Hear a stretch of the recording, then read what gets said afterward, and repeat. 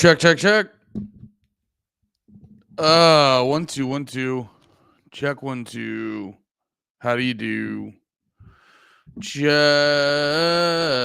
1 2 1 2. Everybody's sucking on my titties. Everybody's sucking on my cock. Everybody's clapping up my cheeks. Everybody wants some cum.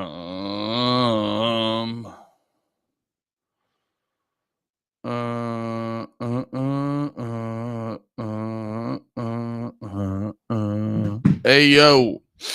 What's up, boys and girls? How we doing? How we doing? How we doing?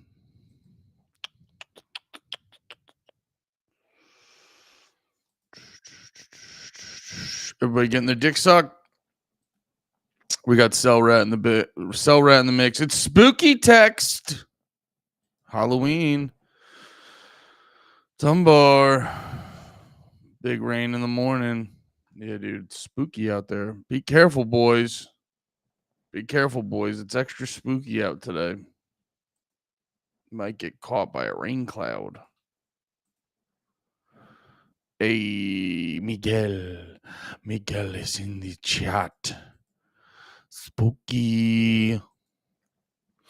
I stayed up too late watching baseball late last night. Dude, I get it. I get it, dude. I was up late watching anime because I'm trying to catch up on my anime. Because I'm a cool guy, dude. Breaking news. I'm gay. Wait, why would I want to include the restream? That's so funny. There's different options. There's different options for different overlays and shit like that. Wait, 18 innings? Are you serious? No way. Which game was it? Which game was it? That's crazy.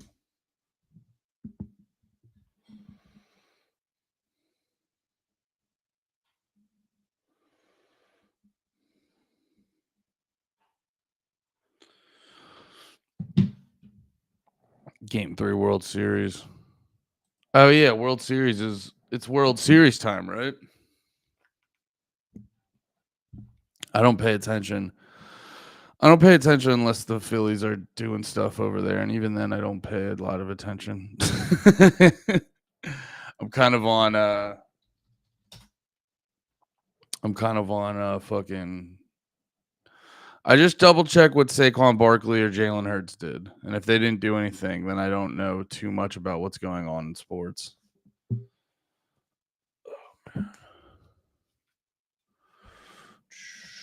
World Series. Yeah, that's crazy.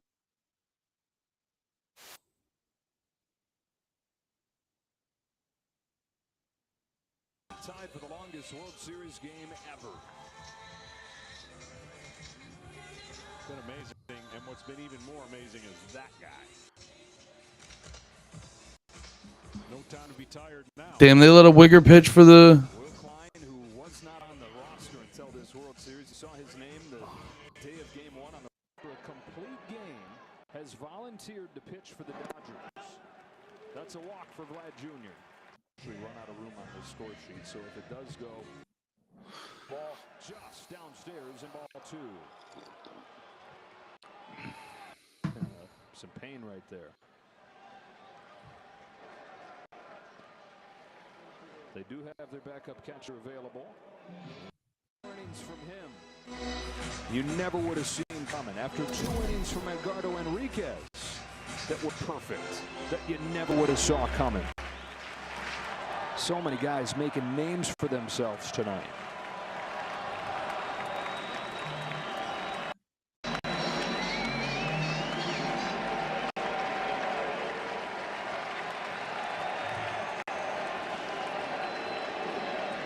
On a 3-1, Freeman takes strike 2.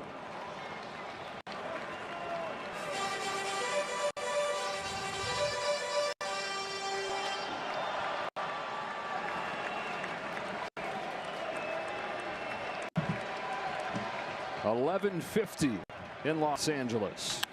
Thurman sends a fly ball to center field. Varsho's going back before the catch strikes midnight. Freddie Freeman has ended it. It's a Hey, yo. with the last word on a game 3. That's pretty sick, dude. Ending it on a homer is pretty sick. Could that guy have made that? 11:50 in Los Angeles. Thurman sends a fly ball to center field. Varsho's going back before the catch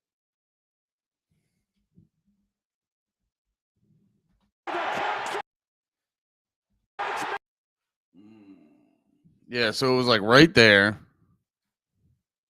I don't know if he would have got. I'd have to see it from the other angle to see how far back it was. 50 in Los Angeles. Thurman sends a fly ball to center field. Varsho's going back before the catch strikes midnight. Freddie Freeman has ended it. It's a repeat hero with the last word on a Game 3 classic.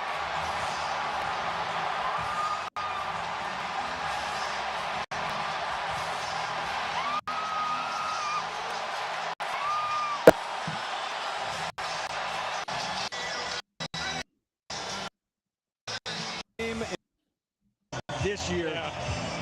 Hell yeah. Fuck yeah, dude. Hey, I'm Fisher with the 5 months Prime subscribe. What's up, brother? Thank you. Hey. Wow, this is great. This is really special news. We've secured him for another appearance. Ladies and gentlemen, special guest Pat George. Hey, I'm just doing the things that I do to my computer every single time I turn it on, even though I said it this way. What's going on, everybody? Yeah, it sounds terrible. It does? Doesn't sound good? No, it sounds real echoey. Echoey. Oh, it might not be. Is your microphone? Is it going through the? Do you have it set up to your microphone or? Yeah, hold on. Let me double check. I have everything going through my earpiece right now. No, I'm saying your input might be set to computer rather than microphone. Right. There we go. There we go. Yeah, Wow. Because I said it. I said it every single fucking time. And it asked me every time, do you want to keep it this way? And I go, yes, please do. Please keep it that way. Because that way it'll be easy. And then this time I go, and it says, who the fuck are you? Would you mind telling me who the fuck you are and what you're doing here? That's the link. Anyway, I hate everything in the world. everything's gonna be fine, buddy. You just have to stop expecting it to be good. I'm late because I just found out my car might be a total loss. Oh, I'm sorry. That sucks. You like fucking. You're just getting cheeks clapped on your car, dude. You haven't had one good day with your car. I feel justified in being a supervillain at this point. I think this is. I don't know if this is just bad luck or if it's an origin story, and I don't know how to tell the difference. Like, do I need to start killing? Should I start killing? Well, if you have those thoughts, save them for your journal and not a public broadcast. Huh? This is all parody. He's doing a character. It was a question. It was not a statement. It's not a threat. I'm asking, should I? But here's the thing about the question. What? I become accessory if you actually do go out and murder, and we don't clarify what this is. But you're making it clear right now that no matter what my actions are, you don't condone them. Unless they are peaceful and or gay in nature. If they are gay, I do condone them. If they are gay, my public statement is called it. But at this point, I just want to protect myself from the clear hate crime that's going to happen. I don't want to have any it's because it's like it hasn't happened yet, but like, what are the odds? Is there a such thing as a blind rage crime? Is it gonna be? Because like honestly, I don't hate a particular anything. I just right now I'm just so filled with rage. That I don't know. Yeah, maybe. I think. Well, I think it's in the ballpark of pleading insanity. Yeah. I forget the definition. Steph would probably be able to answer these questions because she's watched so much murder porn that she could be a low-level detective, so she probably knows the term. But it's there's something where it's like you saw red and fucking went full retard. I think it's like you still get in trouble, but yeah, they let you have like a fucking PS2 in prison or something. But they're like, we get it. We've seen falling down. You sometimes you reach your limit, and then you just need to just make everyone pay. But No, I'm yeah, not going to do forget that. the. I have I no for- plans on doing that whatsoever, and I have no intentions in hurting anyone whatsoever. But boy, oh boy, this is the closest I've ever felt to being able to. So your car's totaled. Yeah, essentially, yeah. I guess it's gonna be so like How hard did that lady hit you? it's crazy, brother. It's not even necessarily the impact, like it's the fact I think where she hit me because she fucked the suspension. Oh, So and is like it how old's your car that got hit? it's a 2016. Okay. I mean, but it's also a Subaru. Like so, like I feel like Subaru is one of those ones where you're like, Oh, they found out you're not a lesbian, so you got your car taken oh, away. I got it revoked. Yeah, dude, you bought that car legally. I said it's dude. my wife's car, though. I mean, they should know that she's a lesbian. Oh, and you know what? They could have thought you were. They could have thought you were. You do have a higher voice. They could think you were on like a round of testosterone, like you're Oh, yeah. transitioning. Not essentially just basically being reverse allies. Yeah, And- you're the dude in that new show Wayward. Did you watch that? No. Dude, it's so funny. It's like the main character's well, I don't even know what the words are for it anymore because you're watching it. You're like, okay, trans man, main character. And then Steph looked up the main character who actually wrote the show. And it's like, oh, but I actually identify as non-binary. And it's like, so wait, you're not a man, but you are a man, but you're not. And you're like, I can't follow these.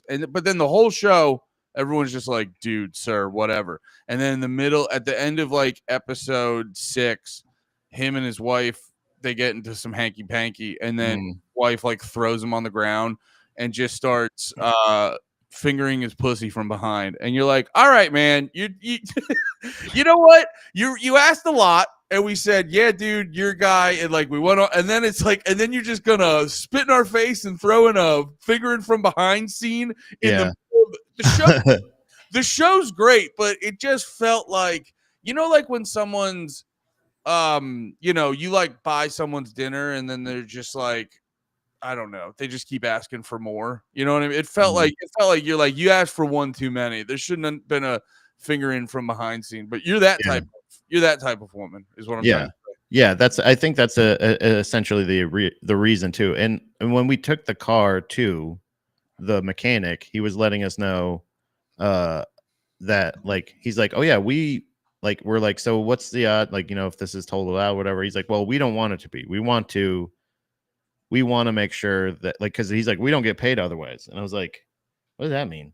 You don't get paid for like even like the inspection part of it, like the estimate. Like they don't get paid for anything if it's totaled. I think they're saying like we'll get like the flat price for estimating, but we would like to do the repairs because we will get paid. You know what I'm saying? Like, so like he's like, otherwise we're just kind of you're just keeping your car here and for us to look at it, tell it's not good, and then wait here before we can send it out to get crushed or something, you know. Yeah, but I really feel like I don't know what the I don't know what the actual amount is, but apparently it's more than it's worth. So hopefully we get. Yeah, that happened to me a while ago when I had a fucking, I forget what type of car it was, but it was like my first it was my first car that didn't suck ass. Like my first car ever was a car my grandmother drove that was like ready to die. And then the next car I got was like one that my mom just drove to work, and she never worked more than like a mile away. So it was like a real nice car, but it was kind of older, and I hit a fucking deer, and they were like, it's not that it's not drivable. It's just not worth the money to fix this. Yeah. And then you're like, well, as the person who owns it and needs it to run, I'd beg to differ, because you know what? I need a car that runs. So I think it is worth it. Can you just do it? I mean, it's not as bad as my experience with the warranty company by any means. Like Allstate is the insurance company that I've been working with mainly. And because that's the only one involved. Well, what do you get?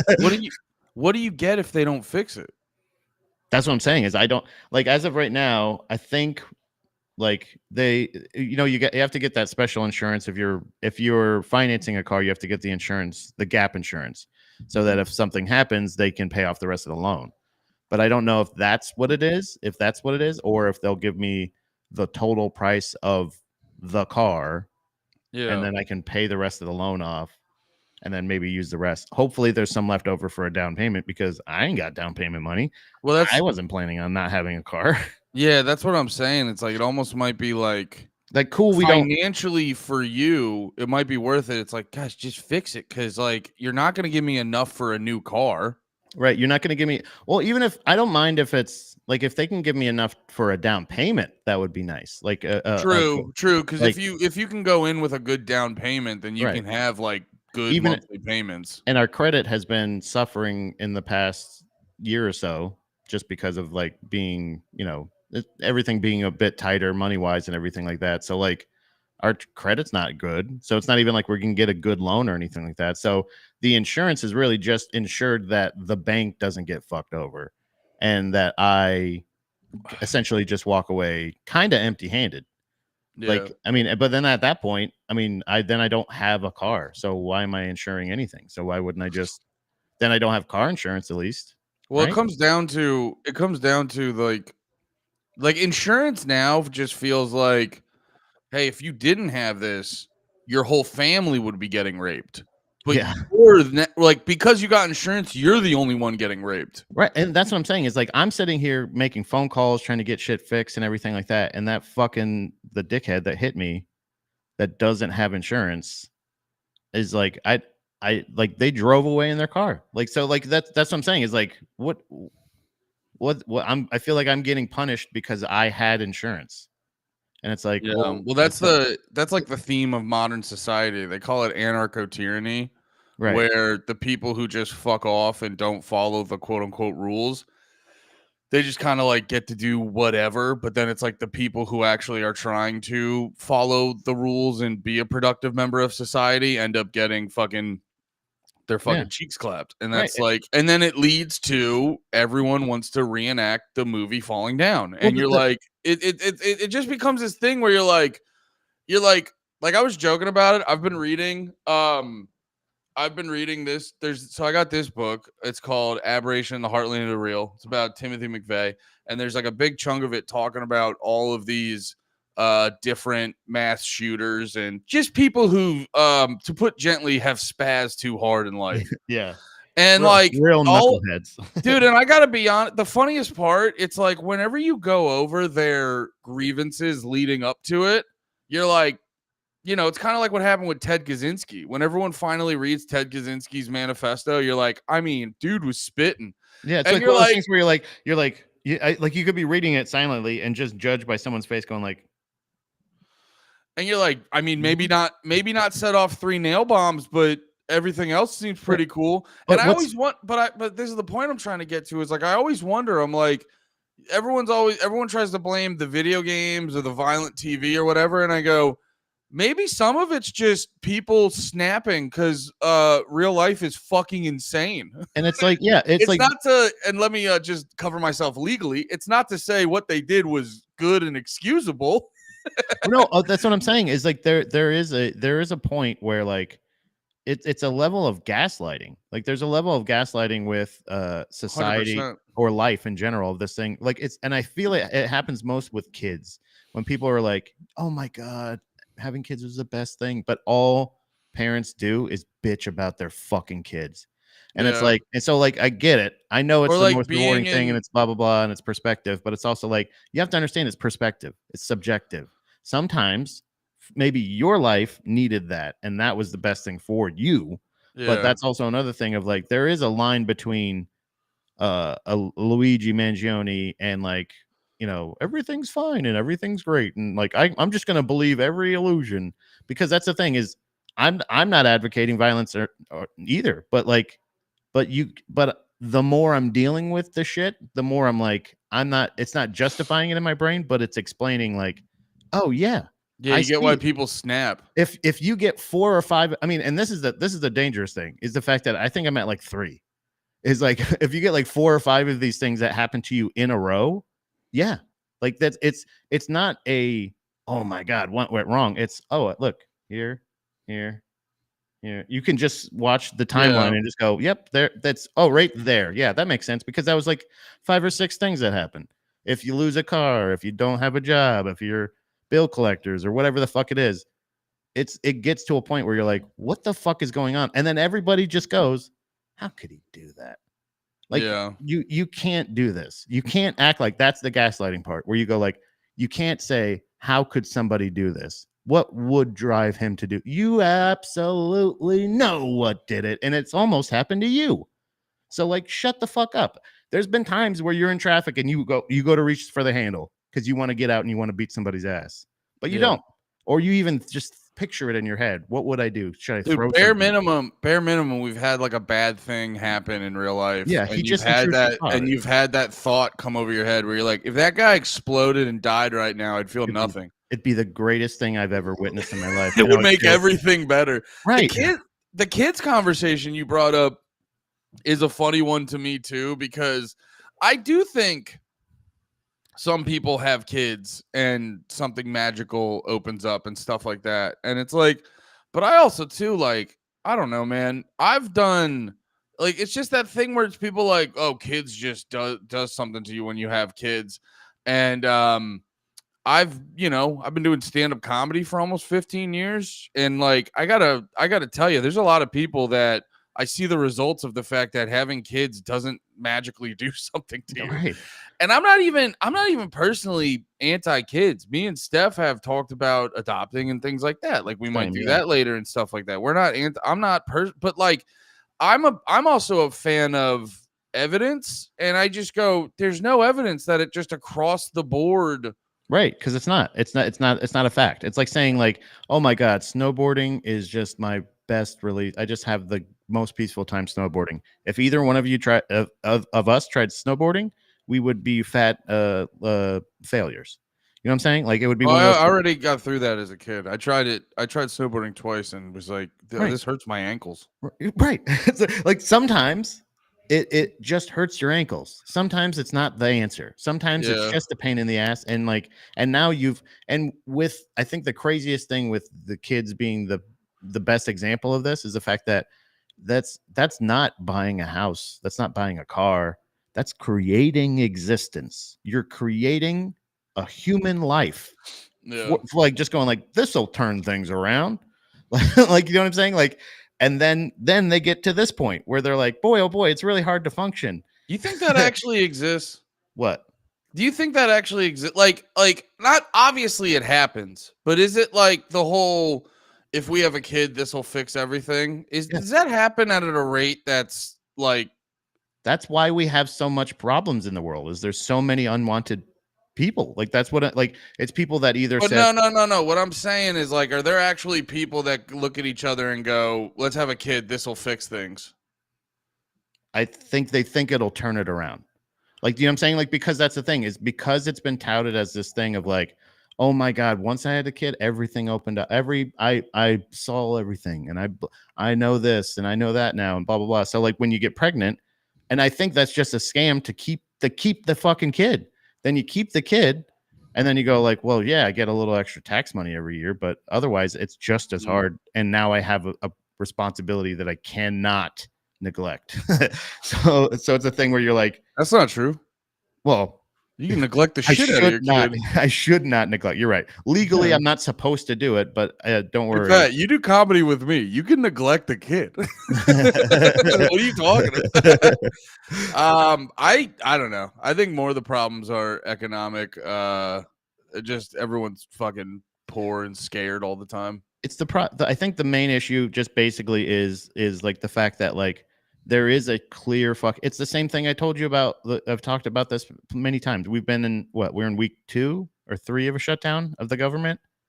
Yeah, and everything's fine. And every single one of our today, yes, we don't work for the government. We haven't had to request anything from the government at this point. But the thing that's happened in the meantime, because they said we're not going to have food stamps for Thanksgiving, we're not going to do this, we're not going to do that, and it's like all these other things, and people are standing up. And this is my point: is every single time one of the politicians that are meant to fucking help us or take care or hold accountable the scam companies that take, like, because we need insurance legally in this country. We're supposed to have insurance when we drive, and there's supposed to be people that are holding these people accountable, but they're in their fucking pocket. So then when they don't work for the human people band together and we help each other. And that's all we've ever needed. So we don't need politicians. We don't need government. And we don't need insurance. We don't need warranties. We don't need any of this shit. All we need is each other Well- because we're all humans and we all know that we go through this shit. And once you add forced help for people, or you're taking people's money to help other people, that's when people start getting pissy. It's people want the option to help the people they want to help, but they will help people. We don't need services to muck shit up, to hold people back. Well, Everybody's been enjoying their life since the government's been shut down, except for the people that aren't getting paid.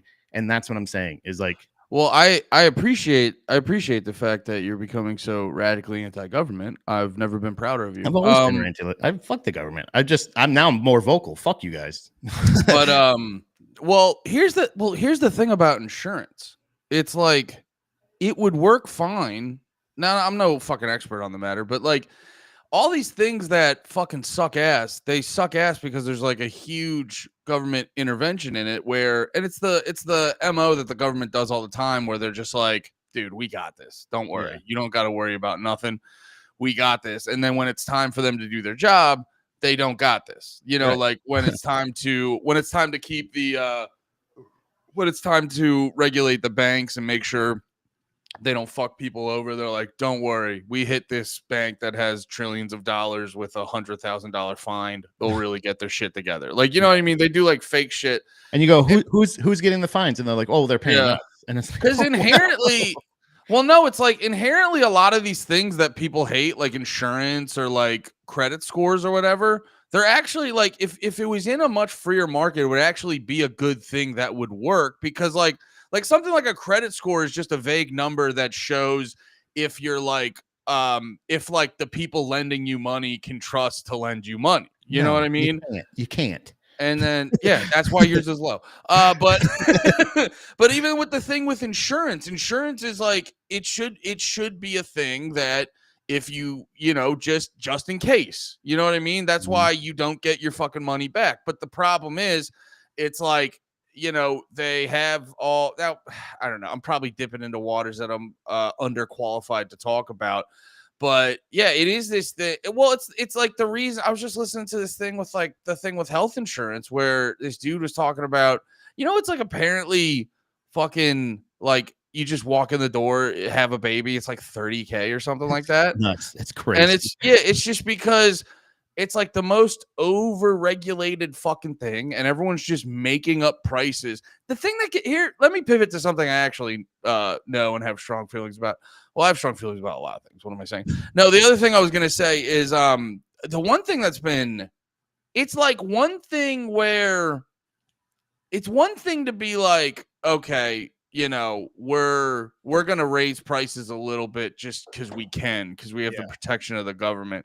It's another thing to just be like, oh, if you're gonna have a kid, it's gonna cost 30 grand to throw it up to prices like that. You know what I'm saying? Like that's the part. It's like when you go to a concert and you're like, oh, give me the 24-ounce Coors Light. That is $2 at the gas station. And if I got that at a concert, if they charged me $5 or $6, that would be reasonable. Because I know for a fact they're getting those in huge cases off of big ass trucks. Right. And it's costing you probably less than it costs at the gas station. But if I'm there at the concert and you're charging me $5, $6, $7 for that tall boy, I would completely understand it. It's when they throw it up to like $15. I go, now you're just evil. That's what I'm saying. Is it gets to, but that's my whole talk about like what I was saying about what I've said about tolls, taxes, regulations, anything. They don't restrict them. They don't ever pull them back. They only add to them. So like, the things that like, even the thing of like, you're supposed to be looking out for the people. You're not looking out for the people. You're just, it's the little Band-Aid fix for everything that because you don't generally care. You come and you take, like, even at this point, like I'm so jaded at this point. I don't fucking care how convincing you are of a politician. I don't fucking care. I don't believe you. I Yeah. don't believe you because I feel like it's the same thing as like stock traders. Stock trader, you're just legal criminals. Like you're just people that are gambling. You're gambling the whole fucking time. And Oh, you yeah. really know that system. That All the doesn't make stock- you better or smarter. That just makes you a fucking nerd for that fucking system. And You you ever come look in into, and you like- try your best to game the system so you get the most return on your money. Have you ever looked don't into fucking like care. Have you ever looked into like day trading? Every time I try to look into it, I'm like, this just seems like sports betting. Every It's single just time, it just seems like that. sports betting. And that's what I'm saying is like interest is basically all interest is literally them using your money and giving you a vig. Is basically saying like here's a little bit of here's your cut. You let us use that. Here's a little bit. But like if they use it and then they don't have it anymore, Wait, say that again? interest is basically them just using your money to bet and then you get a little cut of the vig. That's all it is. That's all interest is because you keep your money in the bank so that they can use it, so that they can make more money off your thing, and then you get a little bit of more money. You get your little taste. But Well, if they lose that money, then Can I say this though? Can I say this real quick? Sorry to cut you off. It's just all of that stuff is not. It's not that big of a deal. Like if you put your money in the bank and they give you interest on it because they're like, if you leave it here for a couple months or whatever, we're gonna do some shit with it and we'll give you some more money because you let us use it for that. On its face, that's not a bad thing. The problem is when the bank fucks around and they go, oh yeah, we have the money, but actually it's just a fucking Ponzi scheme the whole fucking time where they don't actually have the money. And then you're like, okay, well, I want my fucking money and I want to leave this fucking bank, or the bank that's fucking around that should fail. Rather than letting it fail, the government comes in and goes, don't worry, we'll keep this bank. So it's like, right. no. But that's not for you. You don't problem- get that money. They give the money to the bank to stay open, and you don't get your money that they lost. Yeah, that's what I'm trying to say is like but no, like just this the whole fact of like, oh, there's interest on this. In a fair system, interest isn't a big deal. It's like if someone's lending you money, it's the cost of borrowing that money. That's what interest is. Right. The problem is the government gives these banks and big businesses like this an unfair advantage. That's the real problem, is the unfair advantage that these organizations get. And it's like kind of what you were just saying, where, it's like I always joke when people talk about like tax breaks for the rich, and then everyone's like, well, they basically go, you need to fuck over the rich the same way you fuck us over. And I go, no, flip it. Yeah. Yeah. Can we get the breaks that they get? It's like everyone's been fucking conditioned into be like, everyone needs to have their cheeks clapped the exact same way. Yeah. I'm not talking about abolishing taxes. I'm talking about I am. tax the fuck out of the rich. Like that's what I'm saying. No. That's the exact opposite of what I just said, by the way. Right. That's the exact opposite of literally what I just said. What you say, give the tax rich, instead of giving tax breaks to the rich, give them to you. Yeah, I want to have the advantages they have of not having to fucking get all my money taken away. Right. And then what I was just saying is that we should be. So you're saying also don't take their money, but also don't take our money? Yeah, don't take any of our money. I mean, but then the things like that's where the part comes into where like you shouldn't be justified in just taking our money. If there are transactional things, like you said, with interest, where it's understood that if I keep my money here, I get more money. It's the same thing where like, if I do this, I understand that there's this much taxes, not just here's your taxes for the year. Do you know what I'm saying? Like, I feel like that same thing of like, well, you worked and you earned money. Well, obviously you owe us money. Why? Well, because you're paying into Social Security. Am I getting Social Security? No. Well, will I ever get Social Security? Probably not. That all goes back to the accountability thing I was saying before, where it's like it doesn't matter if the banks are doing risky things with your money.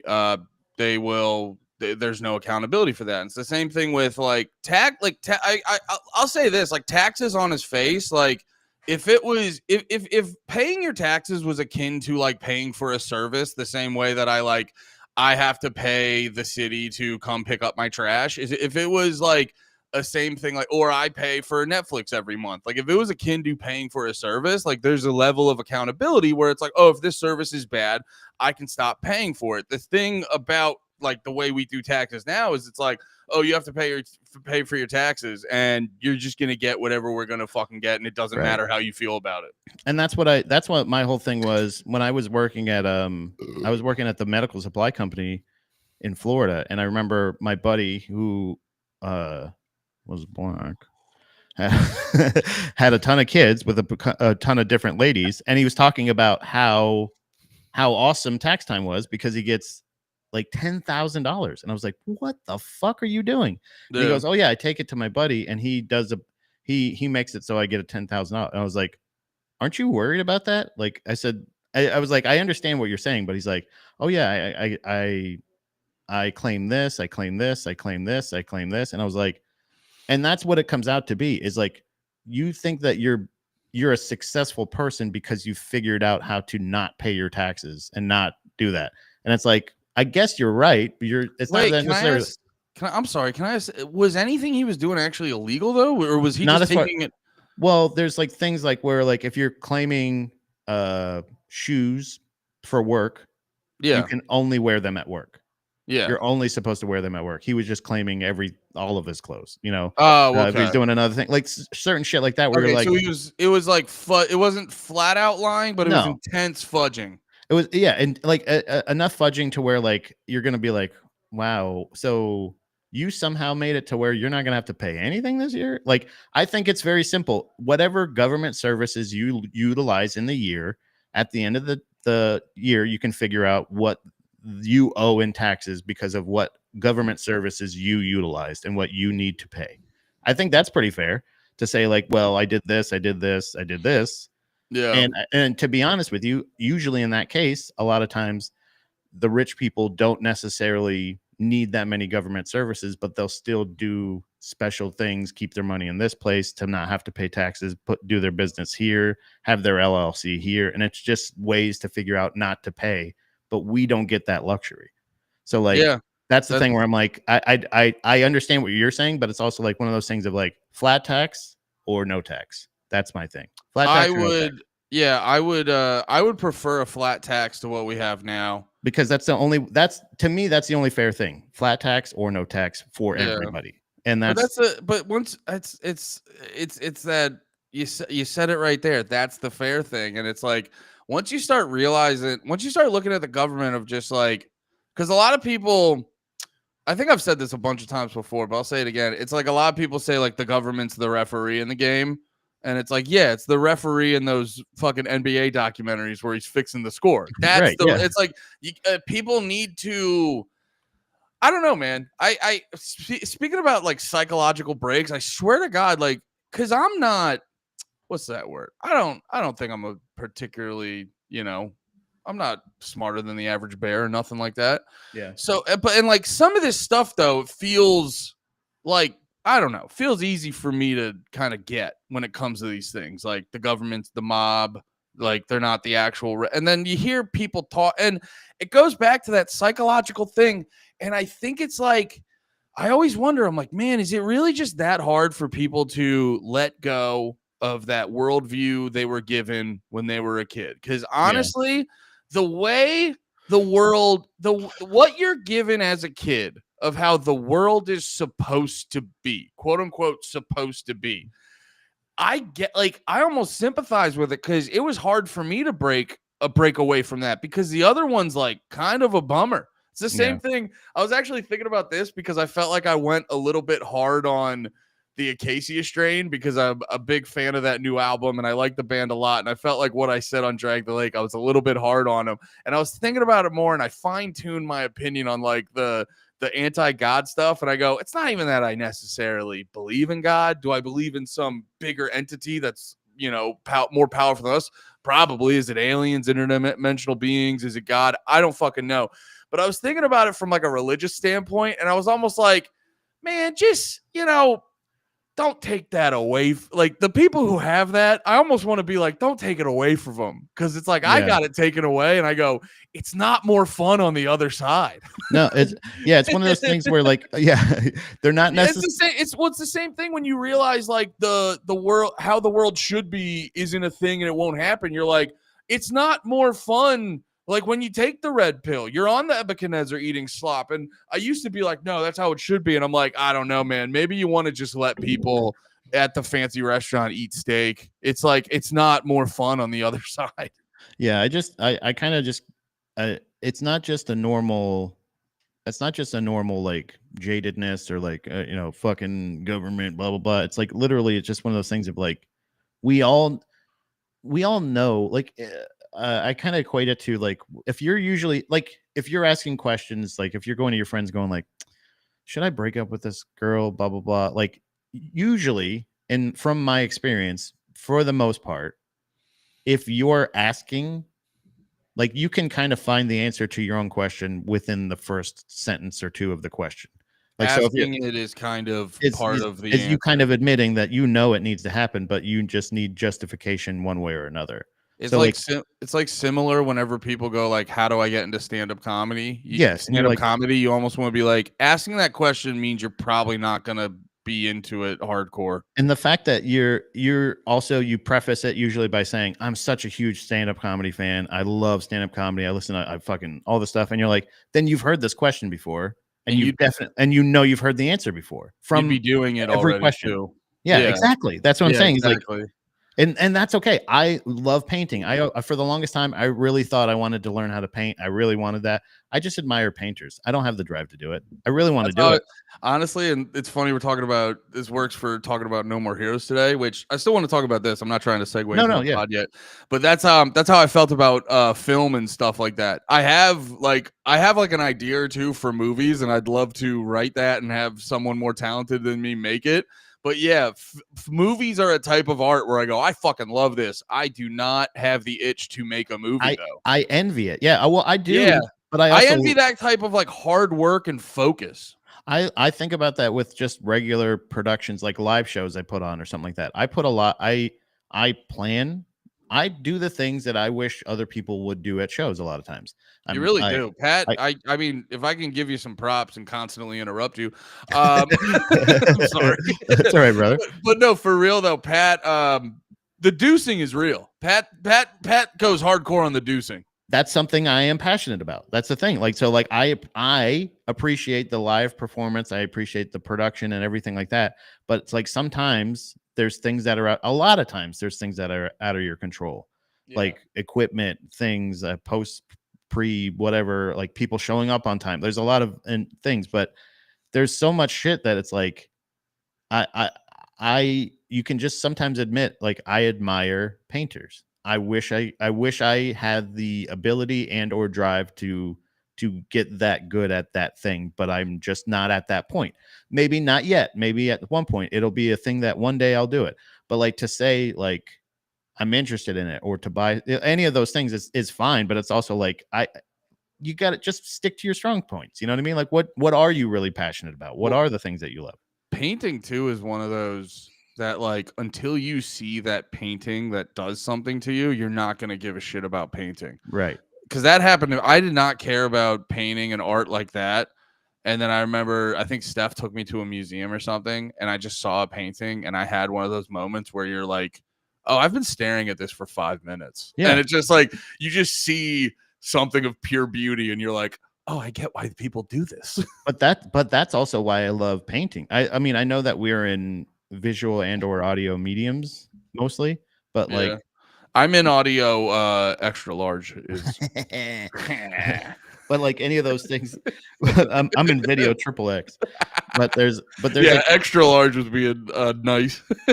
But there's still like a level of like that. The reason I am so humbled and I'm so impressed by paintings is because they're able to do with no words what we're supposed to be doing, whether it makes somebody happy, sad, laugh, cry, whatever. Like, and when, like you said, when you experience that, you're like, oh shit. So like they're doing the same thing, but through that medium where there's like no explanation. It's just feeling. So like that's Yeah. why I also love art, because in just like it's oftentimes subjective, but it's also like one of those things of like, I don't know, you can't fake it. You can't Yeah. fake the art part of it. You can fake a picture, you can draw a picture, do what you can copy somebody, but like Yeah. but you can't fake the reaction, the feeling that people get. So like Well, I think AI is the most the existence of AI right now is the biggest thing that proves your point right there. You can Yeah. you can use AI. Like it just I saw this tweet that was going viral where God, I don't it's dude, it's the AI shit makes me believe in lizard people more cuz I go you're not like I'm not trying to be like salacious or funny or whatever, but like when you see these people online talking about the AI or like the AI tech guys talking about it in interviews and stuff, I go, you don't feel like a human like us. And I'm not Right. trying to like, I'm not trying to use language to make them, the things racists do so you can justify, Calling them clankers and stuff. turning people into glass, if you know what I mean. You know what I mean? Yeah. Like, I'm not trying to do that type of, but I'm just like, it doesn't seem like you appreciate human life the way a lot of us do. Because, like, I saw this tweet going viral where this guy was like, AI video games are the way of the future. And he just posts this video of a video game. And I go, this looks like shit. This looks stupid. This looks like shit. And then on top of that, you were saying, where it's like, if you know that there wasn't any real artistry behind it, you're like, it just doesn't have the same You don't even have soul to know. You don't even have to in know. it. Like that's the thing. You can look at a beautiful AI picture and be like, "Oh, that's a beautiful picture." But like it's a picture. It's not like it's not a thing. It's not a place. It's not Yeah. real. But like if you saw a painting of that same place, you'd be like, "Oh, wow." Like it's undeniable. That's what I'm saying is like there's so much Yeah. there's so much that's brought into it, and there's so much humanity that's in it that like I feel like if going back to the any of the insurance or any of that other stuff, it's undeniable. Like there's the human element is undeniably needed in every I thought single. you were talking about insurance. It's your situation really comes off like a lot of it's deniable.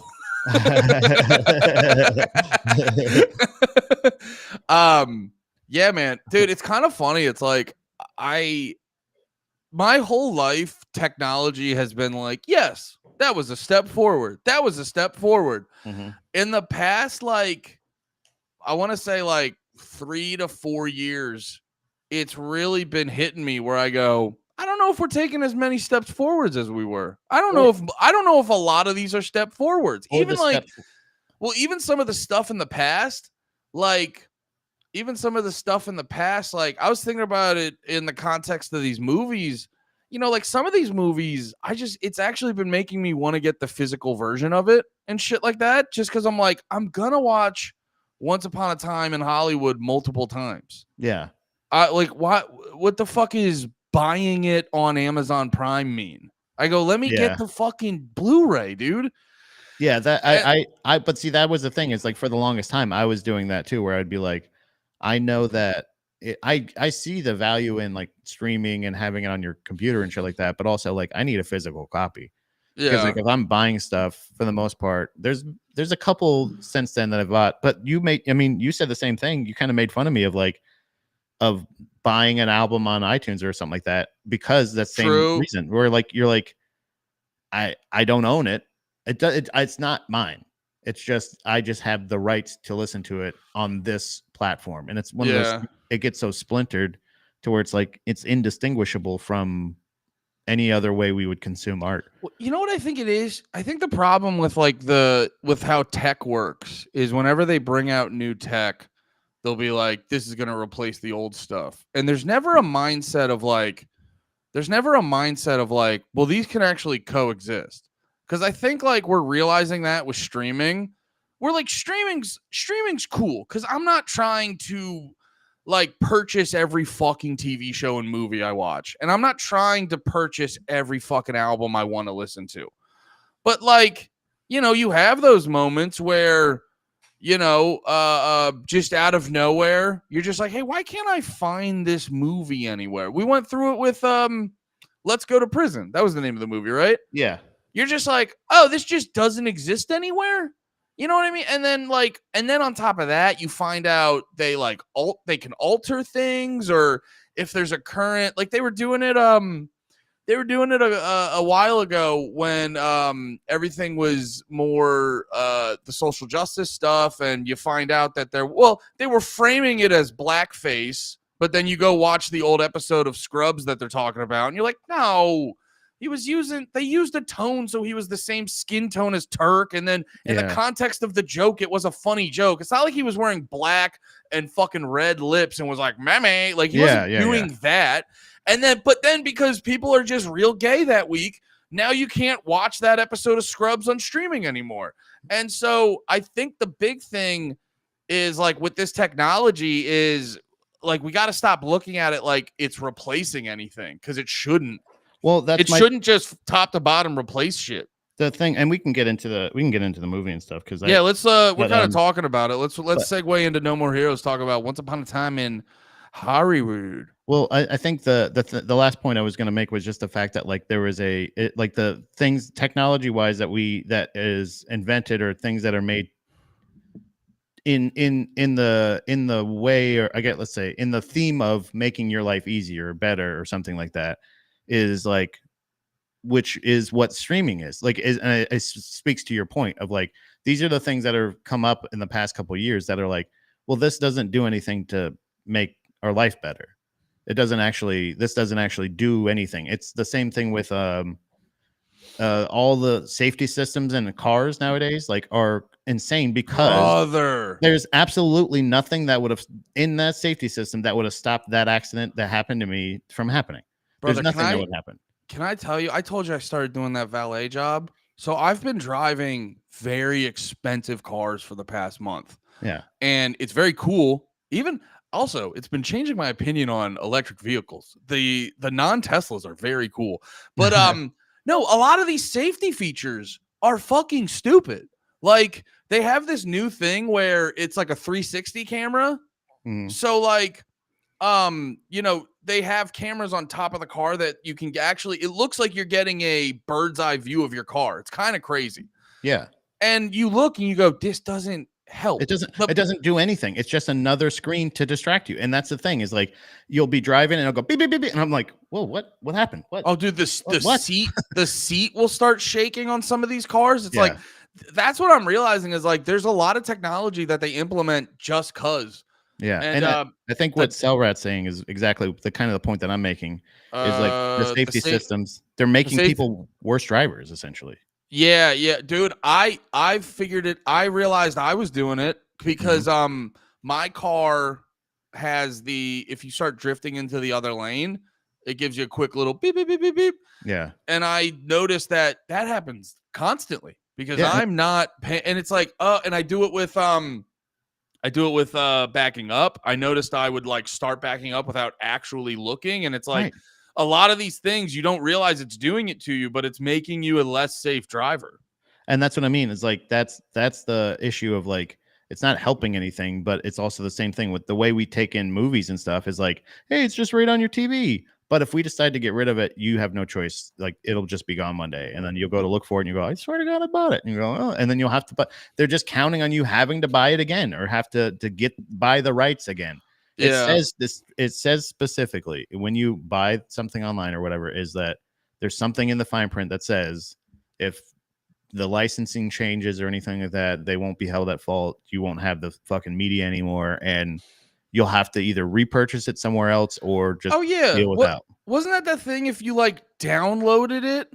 Yeah. But it wasn't you're like, how do I not have it? I downloaded it. Yeah, it's mine. And it's like, well, now, but it's not on here anymore.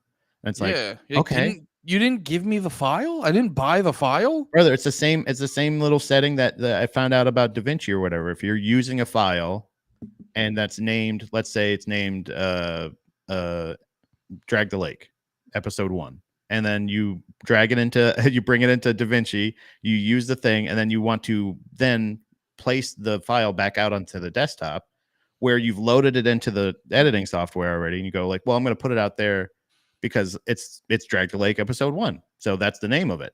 So I put Drag the Lake episode 1, and it goes to start the project but it replaces that original file with the new file that's absolutely empty.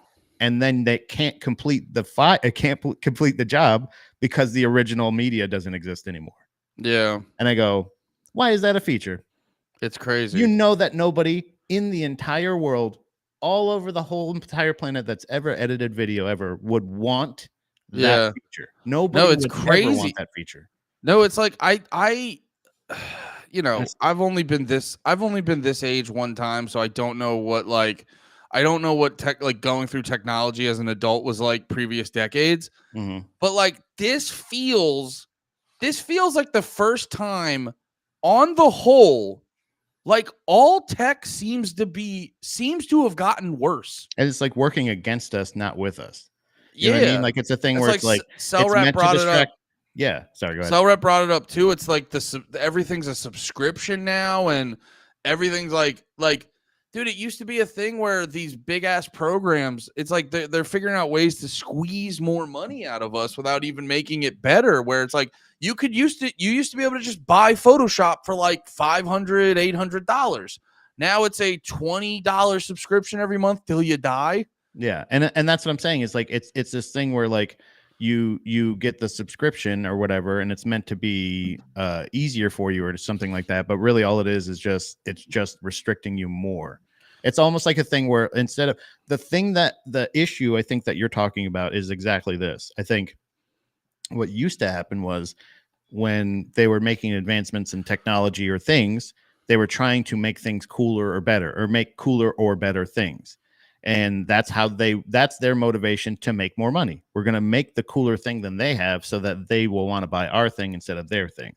Yeah. But now they've just learned through subscription methods, through other things like that, where they're like in-game purchases is another thing where they're like all these other things where they're just like, oh, no. We can just wring them out for every cent of money before we even have to invent a new thing. Look at iPhones. In the past couple of years, they're like the brand new iPhone's out, and there's 4 new things maybe. And you're like, well, what is it? The camera's slightly better. Oh, and all of it rings a little bit louder now. You're like, what? And none of it will be that noticeable to you, right? And we're going to charge more, but also we'll work. And it's like one of those things of like you're not offering anything new that you are justifying these up prices or anything like that. So and the subscription thing was great before they started turning it into cable. Now it's just cable, and now it's like, and now you have 1,400 different cables, and none of them are everything at all. So now they're even like, okay, this is another way. Well, if you want to watch that show, you're gonna have to get Paramount Plus. If you want that one, you're gonna need Peacock, and then if you want that one, you're gonna need Netflix. Oh, you know, like Netflix, don't you?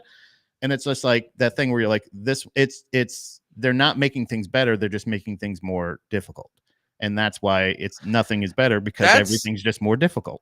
That's a great way to put it. They're making everything more difficult because even with, and I don't want this to come off like I'm defending these streaming platforms, but like if you factor in cable and paying for HBO and Showtime and stuff back in the day, and how often you'd go to Blockbuster or you'd pay to like buy like full seasons of TV shows and all that shit, I do wonder if it is actually like, because everyone's saying like it's more expensive now. And I go, I wonder if you kind of look at that broad thing.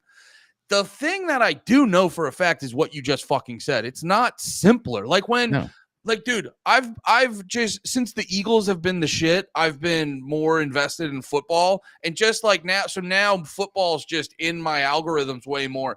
And then when you see those like when you see those infographics of like, this is how you can watch football this week. Yeah. You're like, this is crazy. Yeah. They're like, you're like, where's the Thursday game? No, that's not there. It's like, okay, CBS or Fox. No, not there. No, NBC. No, NBC is a Sunday night game. Well, where's Monday night? ESPN. ESPN Plus? No, ESPN. Cable. Yeah. You can't watch it on Plus. Okay, so dude, that's why fuck you guys. Dude, I don't want to watch it.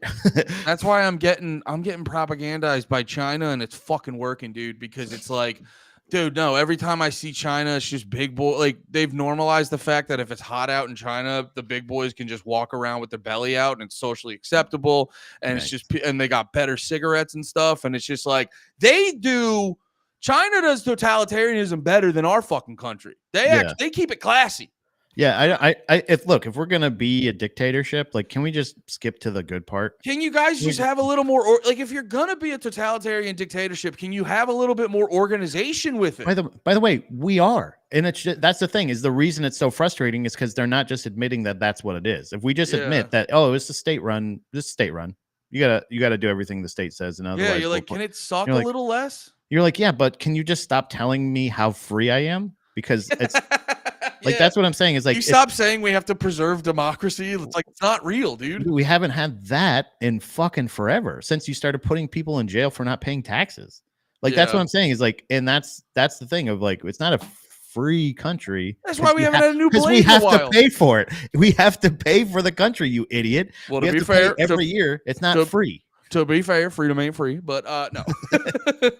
That's why we're having a new Blade movie. Taxes. Yeah, hey guys, and then like, even the shit that we love, like football, sports, movies, anything, they're just like, they just go like, well, let's just make them worse. And you're like, well, that's not better. They're gonna be easier to make, so the people making them are gonna try less hard. Thank you, Carmela.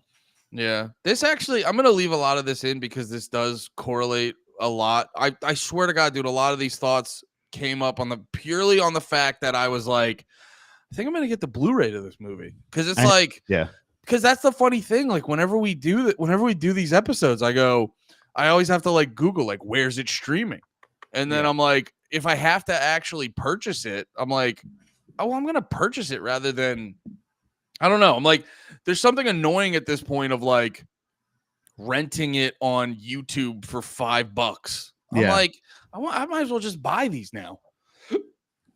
Oh man. But that's when you just grab Carmela and give her some snugs. Thanks, baby girl. You make me feel all better. You're so smelly. Good thing. But luckily, I've owned the past couple movies we've watched. So, do you own this one? Yeah, Django, Once Upon a Time in Hollywood. What was the other one?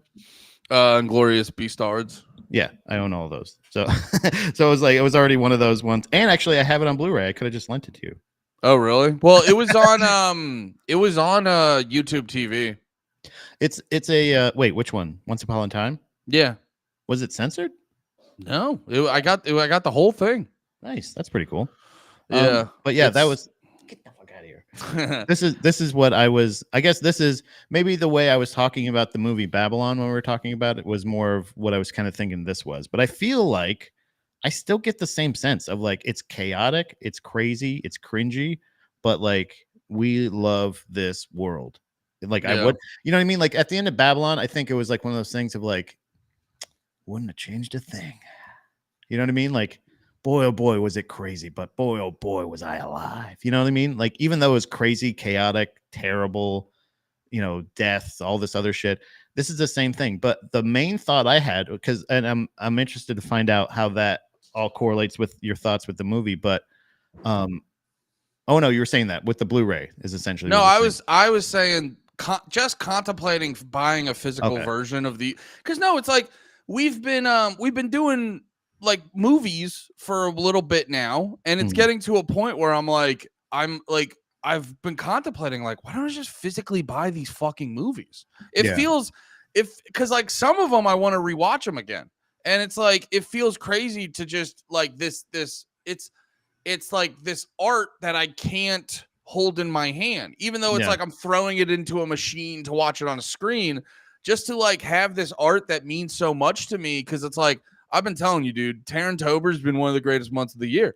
Yeah. And dude, like Inglourious Basterds fucking rips. Django rips. This movie absolutely rips in my opinion. And it's like, then to just be like, okay, it's done, bye-bye into the ether. You're like, what is this, man? Because it's like, that's a big, you know, it kind of like stems back. It's kind of ironic because when I first started comedy, I started comedy because I was like a big podcast fan and just a big stand-up comedian fan in general. And I remember Lemaire and Nate would make jokes. They'd call me Fandy. Yeah, I remember that. I remember them making fun of you for being a fan of things, and it's like, yeah. What the fuck are you talking about? Yeah, because it's gay. It's gay as fuck to like stuff. But anyway, but no, at the time, because I thought that would make me not seem like a legitimate comic, incredibly it like bugged me. And I'm not like shitting on them or anything. It's more of like my personal, like, I need to have more self-esteem to just be like, I like things and that's okay. But I remember it bugged me just to be like, because that is a thing too with certain groups where it's like coming off too much like a fan, which in actuality, it's not coming off like a fan. It's just coming off like a jerk off. You're appreciating. No, but I always think of it as like you're appreciating another artist's thing. Cause like, that's a thing of like, that's how I've always taken it. Well, no,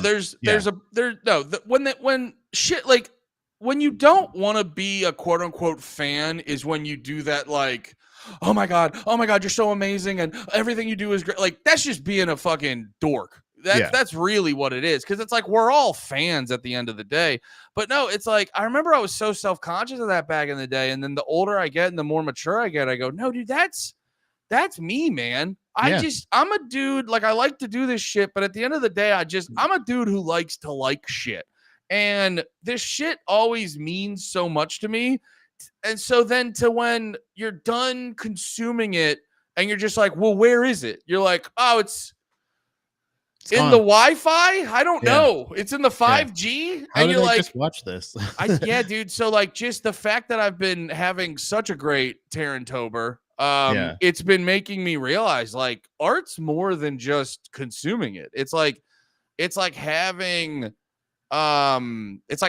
being able to hold it in your hand and shit like that. And it's just been making me more like, because for a while I was of the mindset of like I've over enunciate set. I was of the mindset of like I'm gonna eventually do physical media shit just cause, but now I'm like, no, I just want to do that. That is what I want to do. But yeah, that was like my big oh shit moment.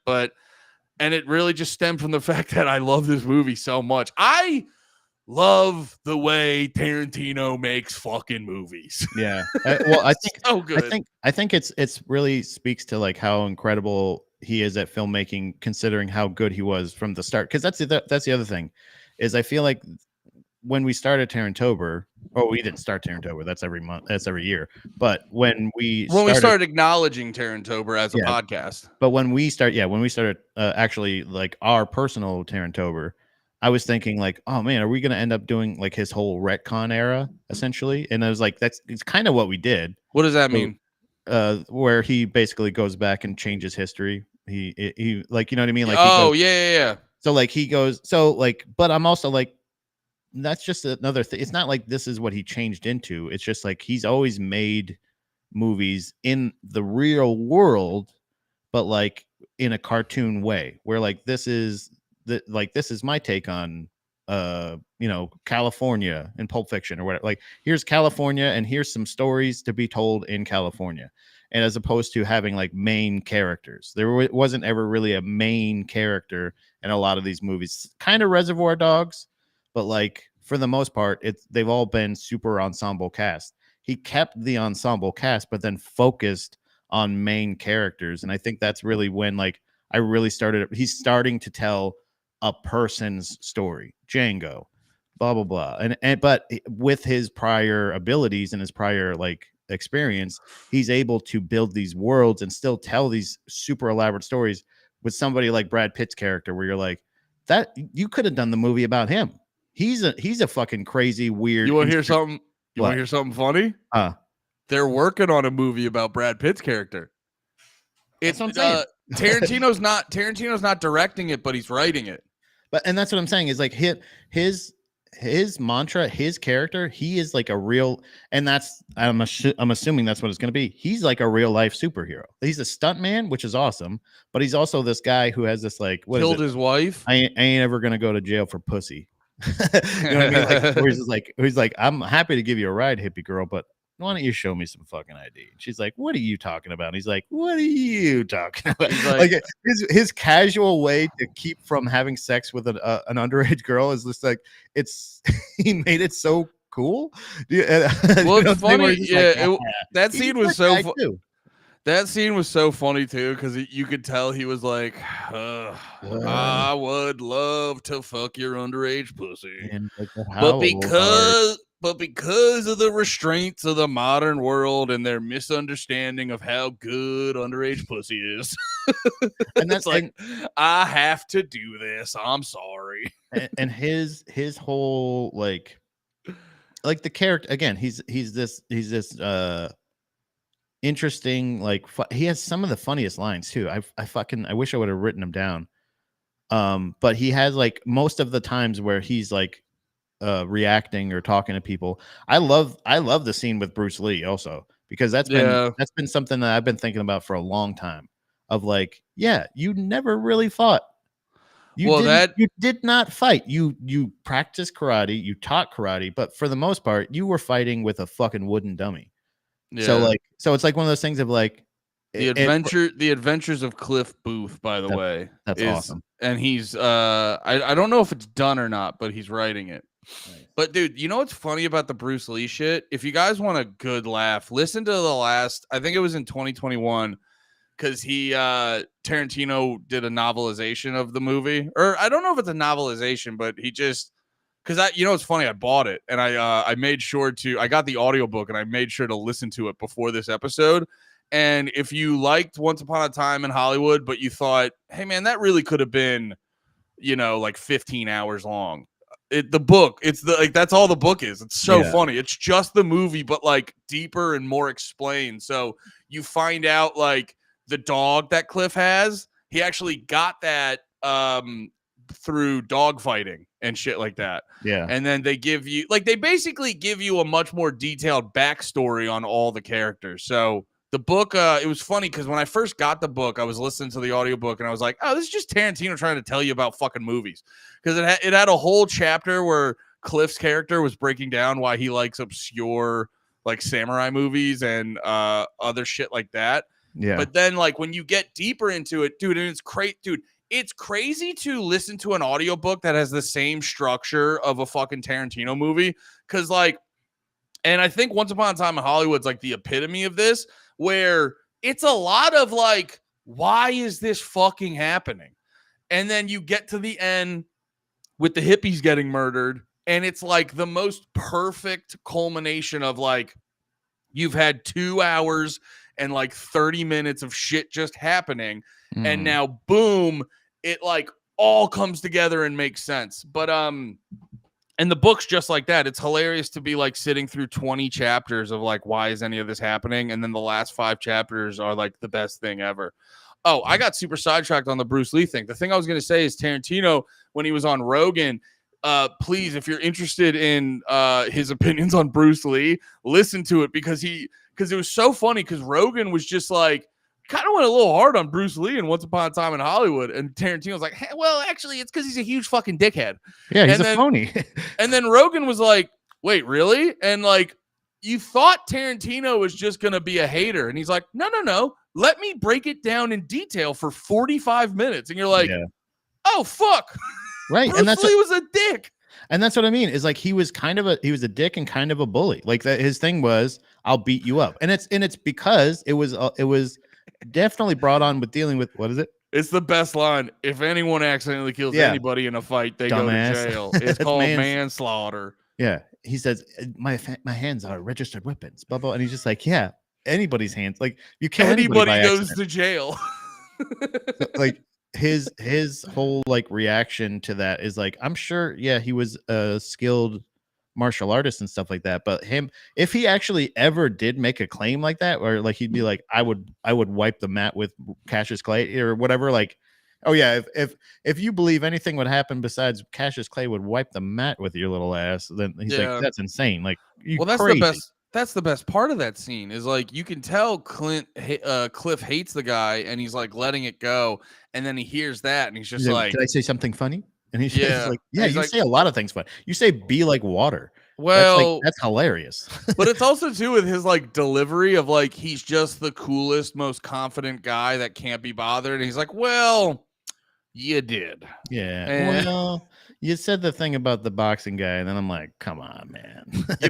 You know what my other favorite line from Cliff is when Leonardo DiCaprio's character, he's doing the meeting with oh yeah, don't cry in front of the Mexicans. Don't let the Mexicans see you cry. Don't let the Mexicans see you cry. funny. Tarantino has those he has those like short lines that hit. We were talking about it in Django where it's like he's like, what's positively mean, or what? Yeah, he's like, well, my favorite one is no one here's ever seen an N-word on a horse. Which, by the way, did you notice that was like a running gag throughout the whole movie? Yeah, like where every time you rode past somebody, they're like, on a horse? They're on horses now? That there boy on that horse? Even when Sam Jackson comes out, then he's just like, him in the big house? I think the same thing with you want me to treat them like white folk? I did not say that. I didn't say that. Who's that special boy? Jimmy. Treat him like Jimmy. I didn't say that. Dude, I gotta be honest, because I know you mentioned it before, and it's apparently obvious in the movies we're talking about, but as a man who wakes up every day and goes, all right, still shitty, everything's still ending badly, I gotta say, the fact that Tarantino can just rewrite history and go, hey, remember when this happened? What if it happened in a good way? Yeah. I like it. Because especially too, like, you know me, I'm a deep conspiracy guy. You can actually see it right there. I got the Chaos book, which is all about the Manson murders. So I've gone deep on this subject. And when you learn about Sharon Tate and how she was like pregnant and she was unfortunately married to Roman Polanski, it's all so sad. Like, if you just let yourself really feel it, it's all so sad. So like, when you understand it on that level, and then you watch this movie and you go, oh yeah, what if they didn't murder that pregnant lady? It feels nice. And like, why the fuck not? I mean, like, James Cameron can make a movie about fucking blue aliens flying around and saving the day. Why can't Quentin Tarantino just undo the Manson murders? Yeah. I kind of feel like the adding the whole love story to like Titanic was another case of that too, where you're just like, okay, we're going to just make up this whole thing. They're showing, you can show historical things and just add a bunch of fake shit to it. So why not? It's a movie. It's fake. So like, we can take real characters and then give a little bit of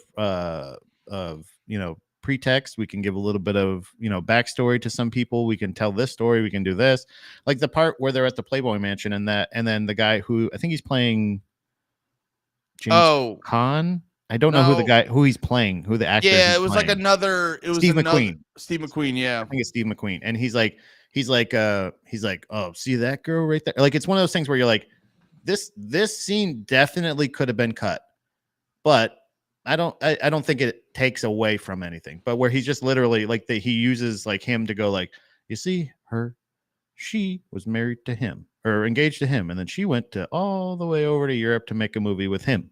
And then she broke off the engagement with him and married him. And then they moved back. And then he moved in with her. And he's like, you're like, who the fuck cares? Like, at the end of it, like, I get it, but it's also like, I don't care. I don't necessarily care. But it was a cool thing that, like, I go, but I like this song that you're playing. Yeah. Quentin Tarantino, you're going to give me no matter what, even if there's a scene that I feel like, or whatever, and which is very rarely in his movies, but I know that he's telling you that for a reason. There's no fat, even though it seems very like he has long movies. He's got like his director's cuts are like super long, but like I said, I wouldn't cut anything. Like, there's nothing that I would go like, well, you could have trimmed this, you didn't add this. What about that? Even in a scene like that, it's like, because the movie is also. He actually talked about this on the preface for the book version of this, where it's sort of like a love letter to old school Hollywood, and he's kind of giving you sort of context of the vibe and the incestuous nature of like all these people and stuff like that. So even if it's not overtly obvious to the plot, you're like, it's all about, almost similar to like Inglourious Bastards, where what's his face goes and he's like, he knows there's Jews in the basement the whole time, but like that whole long scene is just to give you context to like who the fuck he is. Who he is, yeah, and exactly. But that's what I'm saying is the guy who's saying it is never in the movie again. He's just gone, and it's just like, okay, well, then who's the lady he was talking to? I don't know, but now we know more about them, and that's nice. So I guess if those people were, it's just kind of giving respect to the victims that did actually die in real life, And just Yeah. being like, here's who these people were. And like And I do appreciate that. that's a really good point too. I almost wonder as well, because I look at it differently, because like I said before, I've like read a bunch about this particular thing, and like I was watching that going like, oh yeah, those are the guys in the Chaos book. And it's like it's almost like how people who have been watching wrestling for 40 years and they give them a little nod to some shit that happened in the 90s. You're like, oh shit, that was for me. I forget. I didn't see this before. Dunbar got another good line of when he's on acid and the guy, he's like, I know you guys. He's like, you were at the thing and you were on a horsey.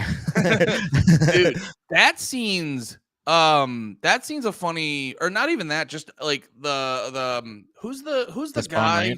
Who's the guy who played Tex Watson? Austin something? Austin Butler. I thought he was one of the I thought he was the guy that did it, but it was wrong guy, wrong pretty guy. Same Austin, head though, same Austin face. Yeah, same face. The Skarsgård did it. Yeah. But no, dude, I was shocked at how many people in the Manson family have been like, oh, you're all like, a lot of you are like regular working actors now. Yeah, there's who's the blonde Nazi with the big fat titties? Sydney Sweeney. Sydney Sweeney. She has big fat titties. That's why she's a Nazi. That's why. Yeah, she's got good genes. Yeah, right. Yeah. Lena Sex Crime Dunham was in it. Lena Dunham. I was talking to Steph about this as you know, Lena, oh man, I really wish I would have gotten 19 abortions Dunham. I do have to give her props, because I remember I watched one episode of Girls, and I saw a clip from Girls, and in it she made Donald Glover like make out with her. And I go, honestly, that is some girl boss stuff, where you're like, I'm going to write the show, and what if this sexy black man was infatuated with me? Yeah. You know what I mean? And she's showing she can be a fucking absolute pig just like the men. So I do respect that from her. But yeah, Lena Dunham was in it. I know. I think Kevin Smith's kid was in it.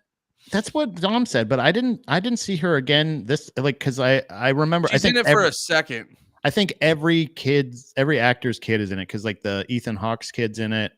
I think the girl who is in the movie with Demi Moore, I think she's Andy McDowell's daughter. Yeah. It's a lot of young Hollywood so it's like that's another thing, is like the parallels that I think are being drawn in a lot of this. So I think this was an interesting thing that I thought of the whole time, because in the movie, Leonardo DiCaprio plays a super fragile, kind of on his way out star. TV star, TV kind of star. Movies. He's apparently had some missteps in the past, where like, there's a thing with The Great Escape, where he's like, didn't you get that? And he's like, nope, didn't even audition, never even was there. And they're like, actually, you started filming it, and they're showing clips of him in the movie, and you're like, you're doing this, but like I'm thinking, is that what they were? Oh, I didn't even pick up on that. That's what they were. I thought they were showing him imagining himself being in the movie. I think he did it and he failed, and then they recast it. See, so like he's a very fragile dude. You know what I mean? That's what I love about Tarantino is like he's like, no, you got to figure this out. I'm not gonna like fucking hand feed it to you. Yeah. So he's explaining that, and he's talking about that, and I'm thinking about in the scene. Then he's in that part afterwards, and he's like going back to his. He's in the scene where he forgets his line at the bar or whatever. And I remember, and then he goes back to his trailer and he starts throwing shit around. He's like, you fucking pussy, you fucking practice. It doesn't even look like you practice. God damn it. You had to have 8 whiskey sours. You couldn't stop at 6. You know what I'm saying? Like that. Oh, I love that line. He goes, you couldn't stop at 4. You had to have 8. You had to have 8. That would hit me when I've woken up on a Thursday when I still had a fucking warehouse job, and you're like, you needed, and I'm literally Leonardo DiCaprio going, you need to have 6 beers and an IPA, Andy. God damn it! Like that scene, and like his like is eternal fragility throughout the whole movie. I think is like, I wonder how hard that was to navigate. Now, this is my thought, right? This is a Tarantino movie. Sorry, what was hard to navigate? His character?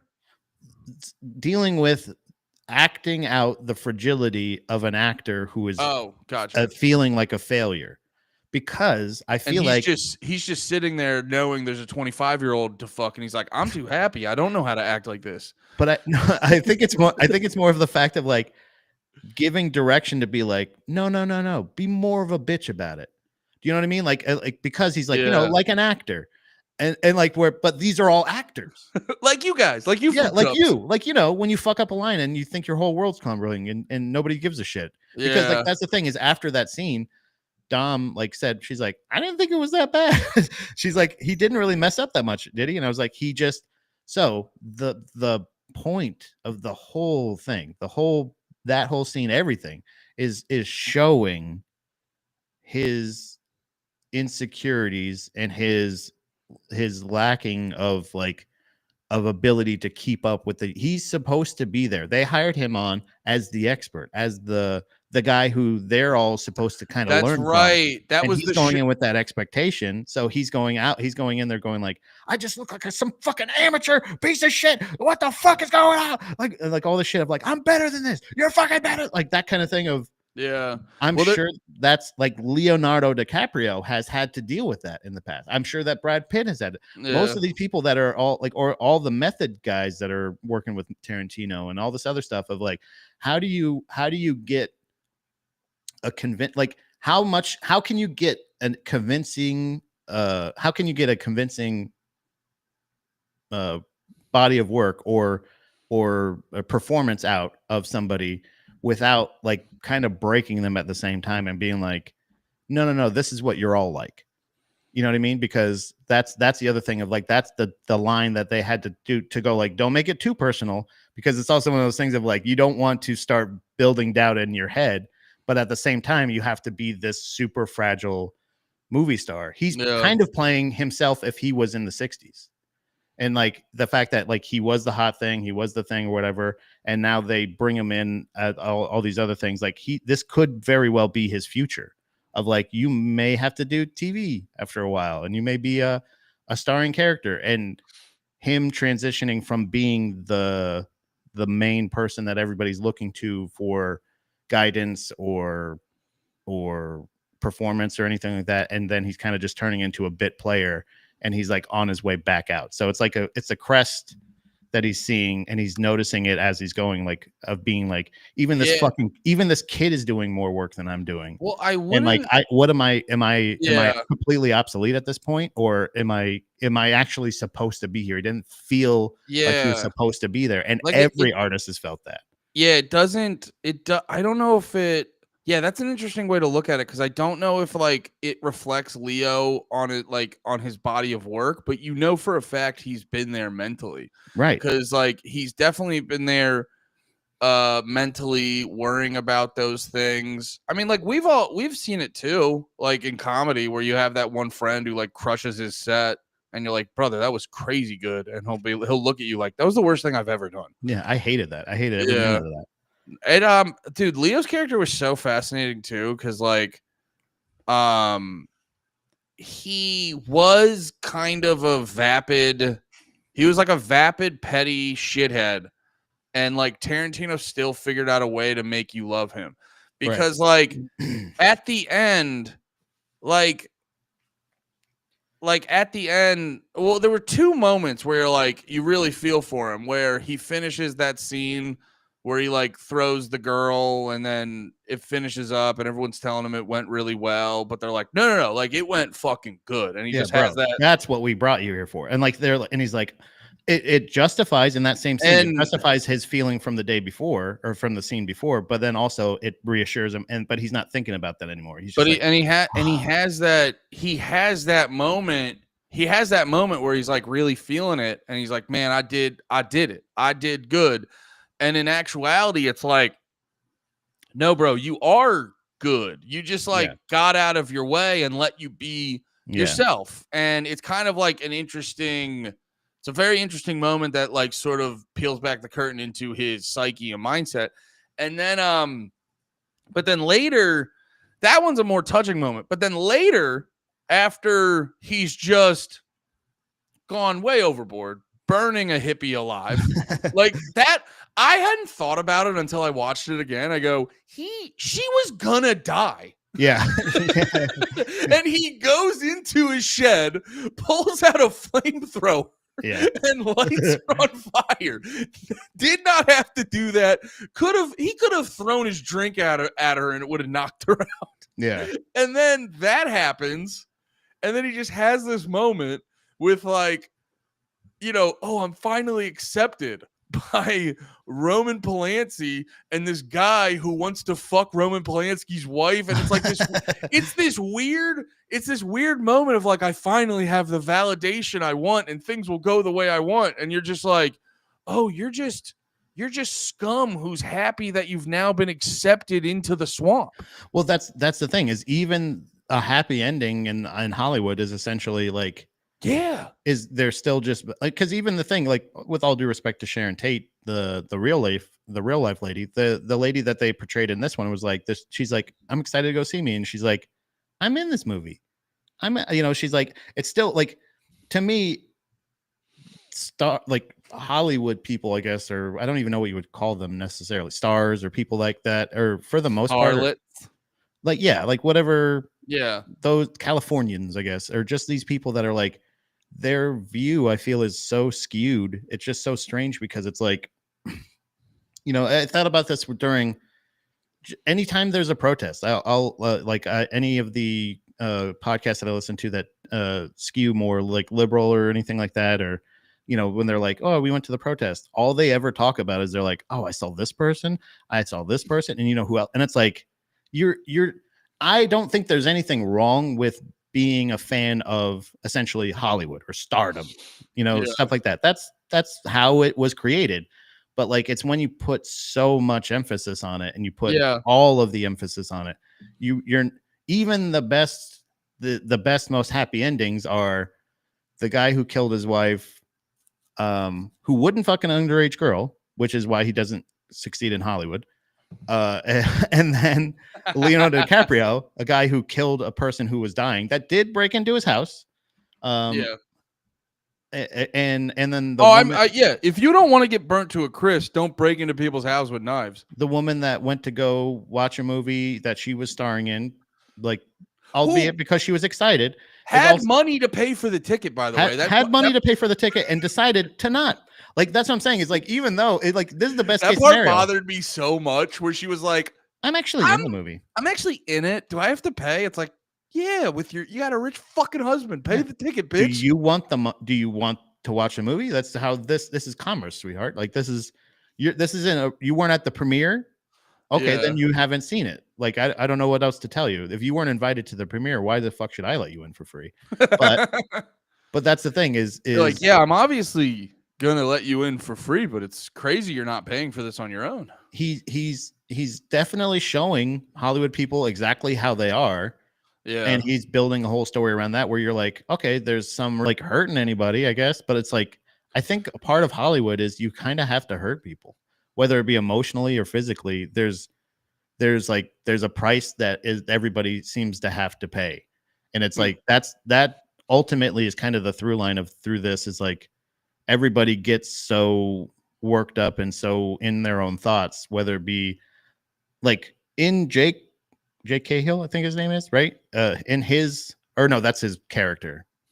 Whatever. In Leonardo DiCaprio's mind, like, he's not even thinking about like evil hippies or like crime or anything like that. He is just strictly in his own head. He's all about him. He's completely just thinking about him.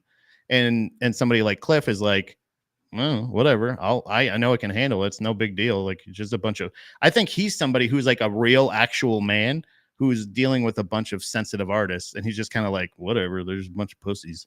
You know what I mean? Like, but like, no matter what, they're not necessarily bad people, but they're not like good. They're not even anti-heroes. You know what I mean? Like, they're not even fully like, well, he's a vigilante, but he does all good. Like, no, they're just very self-centered people that are not evil, but they are very much vapid. They're in their own head and their own thing. And through his whole time, he's not.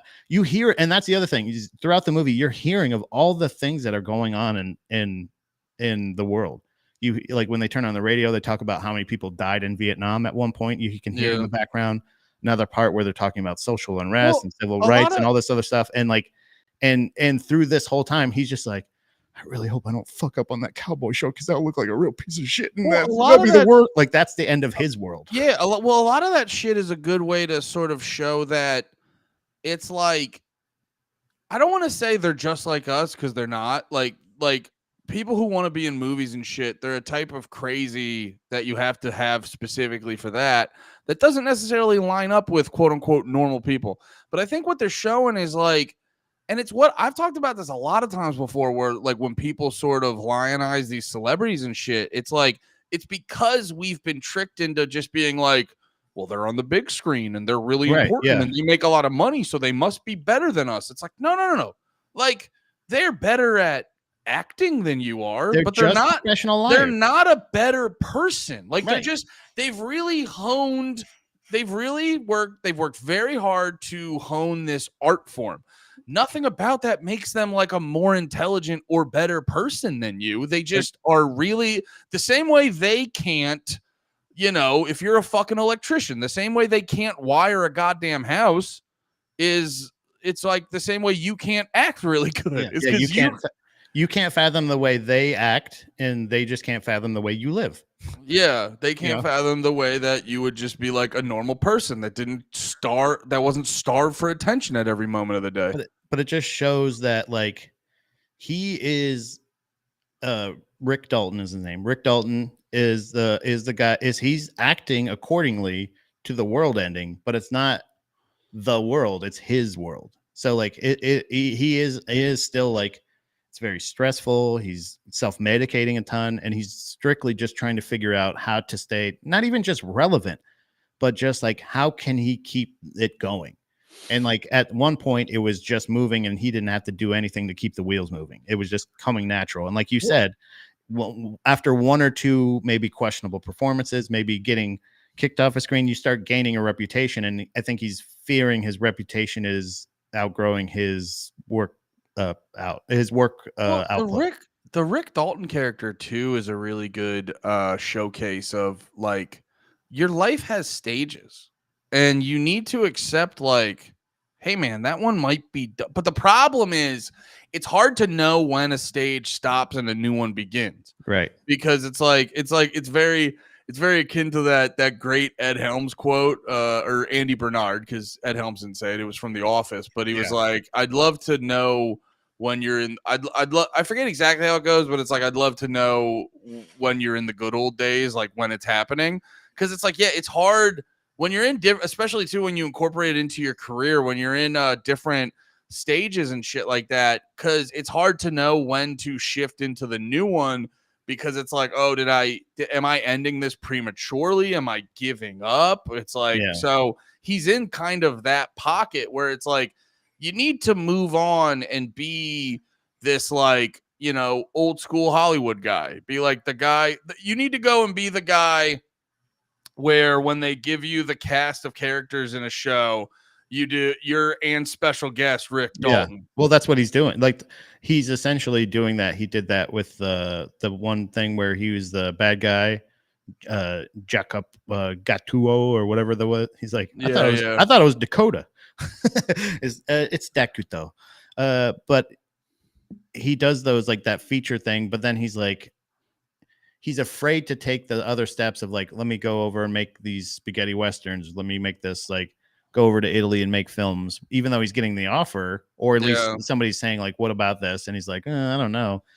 He's just worried. Like you said, he's just worried about like, if I go do that, will that keep me from anything else? But then you see at the end, he makes this nice introduction to Sharon Tate, who is married to a director who they're all still alive also. So, so he kind of it kind of insinuates that like, okay, but maybe it's not over. Maybe, but also, you know what I mean? Well, but also too, it's kind of a good, it kind of sheds a good light on people who overanalyze trying to like, well, I have to do A, then B, then C, and then this will happen. Because I believe, correct me if I'm wrong, but I believe Sharon Tate was like a big Rick Dalton fan the whole time. Right. Yeah. So she's it's like, oh my God, he's there. Like, did you see him? We always joke about being next to him, and it's like, oh, really? Exact. And it's like, but Rick has this thing of like, I've finally done stuff to deserve this. And it's like, no, this just happened when it happened. Yeah. So it's like there's this the whole movie spent of Rick Dalton trying to figure out what he needs to do to keep him relevant. And it's just like, no, it was always sitting there of like Sharon Tate liked you, and she's probably been talking you up to Roman Polanski the whole time. And it was just a matter of like, this is just when your paths cross. Now, maybe there is a thing of the fact that he burnt up the hippies and now this makes him substantially more interesting to them. But still, it is that irony of like, what, it's like almost like a chicken or an egg thing. It's like, did he do anything or did it just happen to happen when it happened? I'm going to run to the bathroom real quick. I'll be right back. Sorry. Do it to it. About to You know what? This will be a good edit point. I have to piss really bad too. So everyone talk amongst themselves. Everyone type the first letter of your favorite slur.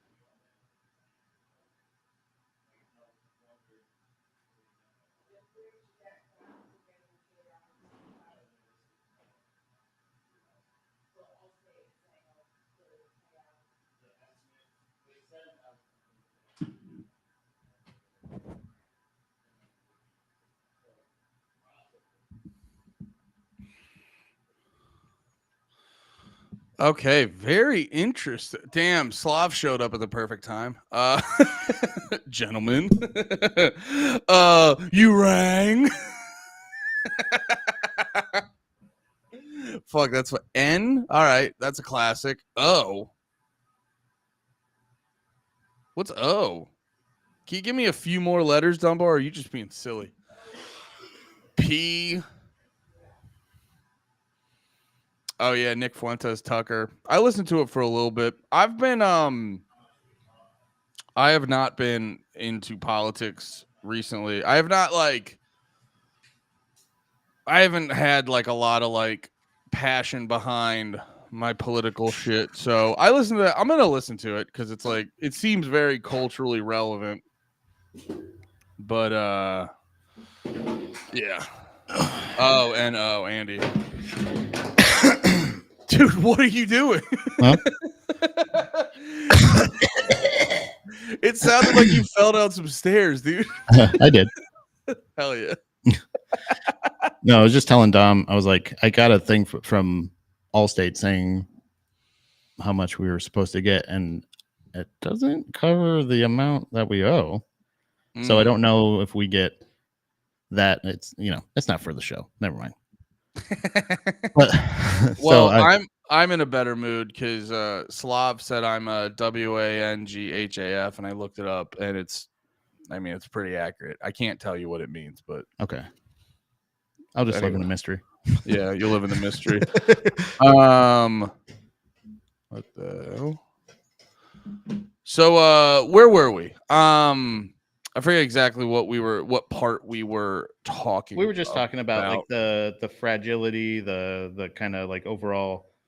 What's his fate? Or her being a fan of his. I remember what I wanted to talk about. I think another thing I wanted to talk about. Throw in. It's funny because I was thinking about this with and I think you agree with Lemaire on this, but like Lemaire's been saying how he hates Batman. And he's like, I think one thing too, he's like, he's sad and he's a bummer and he's a pussy or whatever. You might have said that. I can't remember what it was. And I remember just being like, yeah, that's why that like these characters can become more interesting. So like in that context to this movie, Once Upon a Time in Hollywood, like Cliff is the coolest character. Yeah. But like Rick Dalton, I would not want to hang out with Rick. I would not want to drink with Rick. Right. Rick has to be though like the most interesting character of the movie because he's just got the most. He's like the most flawed. He's like the most dynamic, and because every time I'm thinking of interesting shit, I'm always like, oh yeah. Then Rick, because like Rick is a really good character in this movie to like showcase broader ideas and broader perspectives on things. Because I think the interaction between Rick and his the 8-year-old girl, his co-star, I think they're always so fucking interesting because it highlights a couple things, you know. It like I think the girl's supposed to sort of represent the bright-eyed, bushy-tail actor when he first starts, where Rick was probably like that when he first started. And then it also highlights because I've definitely felt these feelings where you have these abilities where you can make good shit and stuff like that, but then you know I've had my 8 whiskey sour nights where you're like, why am I just retarded and get in my way every time? You know what I'm saying? Like, yeah. And so it's kind of a thing like that where it's like Rick has, because like we see it in the last scene where not the last scene, but the last acting moment where he like busts out this amazing performance and shit like that. And it's like you have this ability in you. Why do you let all these things get in the way and keep you from just doing this all the time? And I think the little girl character showcases it. But at the same time, the little girl character, you're like, all right, calm down. Well, no, I would say this though. Like that's every method she's using is like effective. Like where she's like, oh, I don't like to eat before my scene because it'll make me sluggish. I memorize all my things, blah, blah, blah. Like all this other stuff. Like, and he's just like, I think you're right. Like he's just noticing like, not only am I not at that point now, but like, if I want to keep up with the new generation of actors, I have to be like on a regiment, and I have to be really what it is discipline. Is like he lacks discipline, so he doesn't have that, and he doesn't have the. It's not that he doesn't, like you said, it's not that he doesn't have the ability. He's not a failure. He's not good at it, but all acting was at that point, and all of that it is in general, and it's been pounded off in the comments. It's also something that I personally say all the time, which is basically just that. Like it's just professional lying. Like you just have to feel confident in the character that you play, sure, but it's also like you have to be just really convincing at lying. Yeah. So like you just have to be. So when he sees everything, like once you've been in the what's it called? I was gonna say system, but like profession. Once you've been through the once you've been through the no, I think system works. Like because like he's seen it. He's seen everybody's phony and what everybody says behind everybody's backs. He's seen all this stuff, and that's where all his insecurities are coming in, is the fact that he knows that people talk shit. He knows that people are like, did you see fucking blah, blah, blah, and blah? Also he's a really good parallel to Leo, not in the sense that Leo's not successful. Leo's character is 1,000% more successful than Rick Dalton. But he's in a similar place, ironically, that Leo is, like when this movie gets made, where Rick Dalton's really well known, and Leo and he has to act. It's like you don't just have to act good. You have to act so good people forget about the fact that it's this dude that they're very familiar with. And Leonardo DiCaprio is in a similar situation right now, and he has been for a while, where it's like he has to act so fucking good that you forget, like, oh yeah, this is one of the most famous actors ever. It's one of the most beloved actors ever. So there's getting successful isn't just, oh, we're successful, we chill. Now that you're this successful, a whole new layer of problems has now hit your fucking head. Yeah. You have all this other stuff. So like he couldn't handle the pressure of stardom. He enjoyed the perks of it, but he couldn't really handle the pressure or the expectations.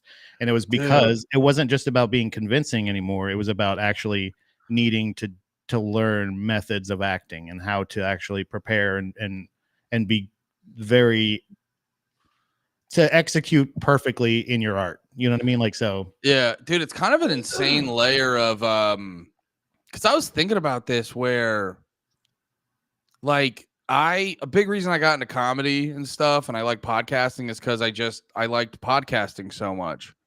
And like I've gotten, I'll for being less than humble, I think I'm very good at comedy. I think I'm pretty good at podcasting. I still, I talk a little retarded from time to time, but I think I'm very good at comedy and very good at podcasting. And I've been noticing just like getting better at comedy, like just listening to stand-up doesn't hit the same.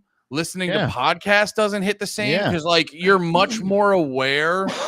You're much more aware of what makes someone a hack, what's actually like tricks, what's actually like, I mean, dude, something as simple as being minorly informed on the world. And then you listen to shit and you're like, well, you're not, that's not the whole story. All these little things. I go, damn, I've actually, I wouldn't call myself successful, but I would call myself more talented than the average bear.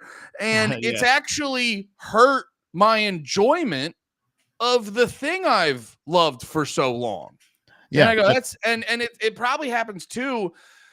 Like with, like a character, or not even a character, but a dude like Leonardo DiCaprio. Every movie is harder than the first movie. Yeah.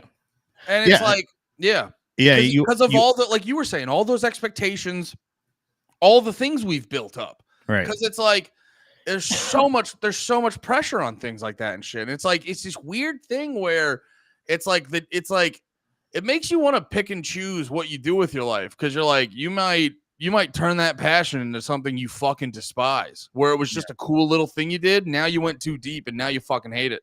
I've almost gotten to the point where in comedy where like if I think of something funny or a way to think of or say something funny or whatever it is, and like I'm like, oh yeah, I'm gonna tell that joke. Every once in a while, like if it doesn't go well, as opposed to being like, I don't try to make it work anymore. Usually, not all the time. Do you know what I mean? Like where it's like one of those things of like, oh, no, I thought the way that was pretty good. And instead of like, I understand that nobody else thinks it's funny. I'll just stop saying it. Yeah, I just like want to it's do one of those this things of like, because it's like I don't feel like the work I'm going to do to it is going to turn it into something you want it to be, not something I want it to be. Yeah, and like that's the thing of like I'd rather find the parallel of the things I like to say that I think are funny and the things you find funny. So like there's sometimes, and I wonder if Tarantino does this with, because he's still doing the feet, even though everybody makes fun of him for the feet. Every single goddamn foot, like this one, and this time it was dirty feet. He's getting he's getting specific now. Yeah, he like, went Margot Robbie, hard. Throw those toes up. He did it, I think 2 or 3 times, different scenes where they were just like dirty feet. Well, it is wild. Right. It is wild at this point that he's like, he knows people are super aware of it. Right. And so, there was like, because it was Margot Robbie and then it was the kid in the car. And and then I think he did Margot Robbie again for some reason. I don't know why. I thought there might have been a third one, but it was just one of those things where you're like, every time you see it, and he knows everybody is going to go, exactly. There it is. There's always going to be those 2 or 3 days on set where everyone's quiet, no one's saying it to his face, but everyone's just going, today's the feet day. Today's Margo. The feet day. They read the script. They know what scene they're shooting. They're Margo, your feet are dirty, right? You made sure to walk around barefoot all day. Well, but dude, honestly, you're joking. But Tarantino, they have to keep up the facade, so he has to pretend like no one else knows. So he has to do little sneaky things to just be like, yeah, let's just, when she's in makeup and she's like, well, she would be outside shoeless. Oh, for no reason. But anyway, she is shoeless, so you'd have to probably free-spirited hippie chick. So she'd put her bare feet on the windshield. And then he turns to I forget the AD or something. Whoever's on set, the continuity person, he just turns. He's like, you have the script. Is she saying the N-word at all? Yeah. No. Like, Could she? Would it make sense for her to say the N-word right now? Could we get her feet saying the N-word? Is there any way a foot can say the N-word? Can a foot say the N-word? That's Tarantino movies in a nutshell. Yeah. But he definitely has This this, foot's like, gonna say the N-word and get raped. he's like, he gives the cameraman $100. He's like, hey, make sure we miss this first take, all right? hey, if you fuck it up, I won't tell no one. Yeah. I'm not saying that you're gonna find $10,000 in your thing, but if maybe halfway through this we figure out you never had film in your camera, Yeah. Or he just goes to the editor and he's like, how about you send me a copy of the dailies today? yeah. He's like, How about you make an extra copy of the dailies? he's like, hey, real quick. He just like has his phone. He's like, hey, real quick, just go ahead. Whatever you film, just get it on here too. Can you airdrop me the Yeah, just you today's airdrop this dailies? right here? Is your Wi-Fi on? You never asked for the dailies any other day, Mr. Tarantino. He's like, oh yeah, today was just a little crazy, and I'm gonna be away from my laptop. Do it right fucking now. Yeah, can you just make sure? He's like, I gotta go. I gotta go. I gotta go. But no, I think overall, like, I gotta go talk like a black guy in front of Sam Jackson. brother, it's still that is my only note. Even the foot thing, even though I don't agree or I don't give a shit, it's just one of those things. I do whatever you're gonna do, Quinn. It's weird. Everybody knows it's weird. As long as everybody's okay and you're not like actually doing something weird, keep it up. But yeah, is that's the one thing I'll never ever be able to get over is his code switching, him doing the Jamie hey, my brother over there, yeah, like my brother down there, Jamie, like all the shit when you're just like, brother, please don't just go back to like 60s jive talk or whatever, like whatever you work. I get not even that. I don't, just stop.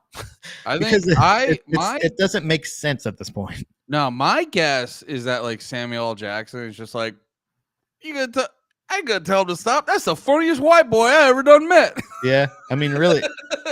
I think Sam Jackson gets a kick out of it. Like, I think he finds it hilarious. I don't know about Jamie, and Jamie Foxx seems pretty locked in. I'm not saying people aren't uncomfortable around it, but I think Sam Jackson specifically, he's like, Ash is the funny ass white boy. Yeah, that's that crazy white boy. You know what I mean? Where you're like, all right, well, okay. He's like, you like them movies? This is not how he talks. I was just gonna say, I was like, wait, shit, you like how he make them movies? I'm saying, hell no. Yeah. But yeah, man. Oh, also, I noticed. I think the scene in the beginning where, what was it? It's like Rick comes home, or they do the scene where Sharon Tate and Roman Polanski are leaving, and they do that big crazy aerial shot. Mm-hmm. And I'm wondering the whole time I'm watching it, I was like, I wonder if that's a nod to Kill Bill, because it's very similar. Remember in Kill Bill when they're in the big bar concert venue place right before the fight happens? There's like there's a huge crazy aerial shot where they're like while the song's playing, like it felt very similar where Tarantino was like, I'm gonna do that Kill Bill shit again. Yeah, he might have just liked that shot. That could have been something like maybe you picked up from that thing or whatever. But I think overall, I love the movie. I still think he's a weirdo, but I don't know. What do you think we should go with next? Last time I was talking. Well, so last time I was saying we should do Pulp Fiction. I feel like we're gonna crush them all, if not right now, at some point. I feel like we owe it to the chat at least to do Jackie Brown at some point. Yeah, if we definitely, because we'll have obviously one more day of Tarantober. But then we should do a little bit of Taranvember. Yeah, I think that's fair. Well, okay, since we're gonna go into Taranvember, I would like to watch. I'd like Pulp Fiction. Yeah, I'm down for that. Hell yeah! And I also don't think I own it, so you're in luck. Hell yeah! What? I'm in luck. Pat, I gotta be honest. I don't want to make you spend money right now. I've heard about your troubles. I don't want to make you spend money. This one's gonna be free somewhere. I know that. That's gotta. Yeah, I think it's free somewhere. Sorry to cut you off. No, but I think Tarantino November Dumbo. See, that one looks good. That one looks good written. but Yeah. it's hard to, and also it's too much of each word. Yeah. If we could get Noventino, Wait, so it's okay. are Okay, you so chat GBTing it? I'm looking at ChatGPT. Do this. All right, so we got Tarantino, Right. or so we do Quint. Tarantino November. Yeah. We could do Quint Venber or Taran Venber. I don't know. I think Dunbar might be right. I think Taryn November. Tarantino Venber. Timber. It's a lot of each word. We could- Novtino. I mean, by the When- I always like to pick the stupidest one, and Novtino is the stupidest one. Yeah, I think I like that one. Yeah, Tarantober was pretty fucking stupid. So All right, Tarantober's about the end. Get ready. God damn it, go away. Novtino? Everyone, get ready for Novtino. We're gonna go into Novtino. Novtino. That's the classic one. That's where we go into all the epics in the back in the day. You know, All the classics. All right, next week, Pulp Fiction. in a couple days. In a well, Well, hey, no, man, you're right. the episodes happen when they happen. Yeah, you know what I mean. Sorry, Anyway. my life's crumbling, and I couldn't have the podcast. No, no, literally, nobody said anything. It's all right. Yeah, everyone's that hurts more. Yeah, that actually is worse. Makes all this by the way, makes all this that's happening on the screen on the side here makes it feel like nothing. I don't even know, where are you guys? Why aren't you guys shouting from the rooftops where we are? I'm gonna get a physical copy of the chat. Although we did specifically talk about the last episode of going like, I don't know when we'll be able to record again. All right, we'll do it sometime. Goodbye. We did kind of give a preface. That's how we do it, brother. You know. All right.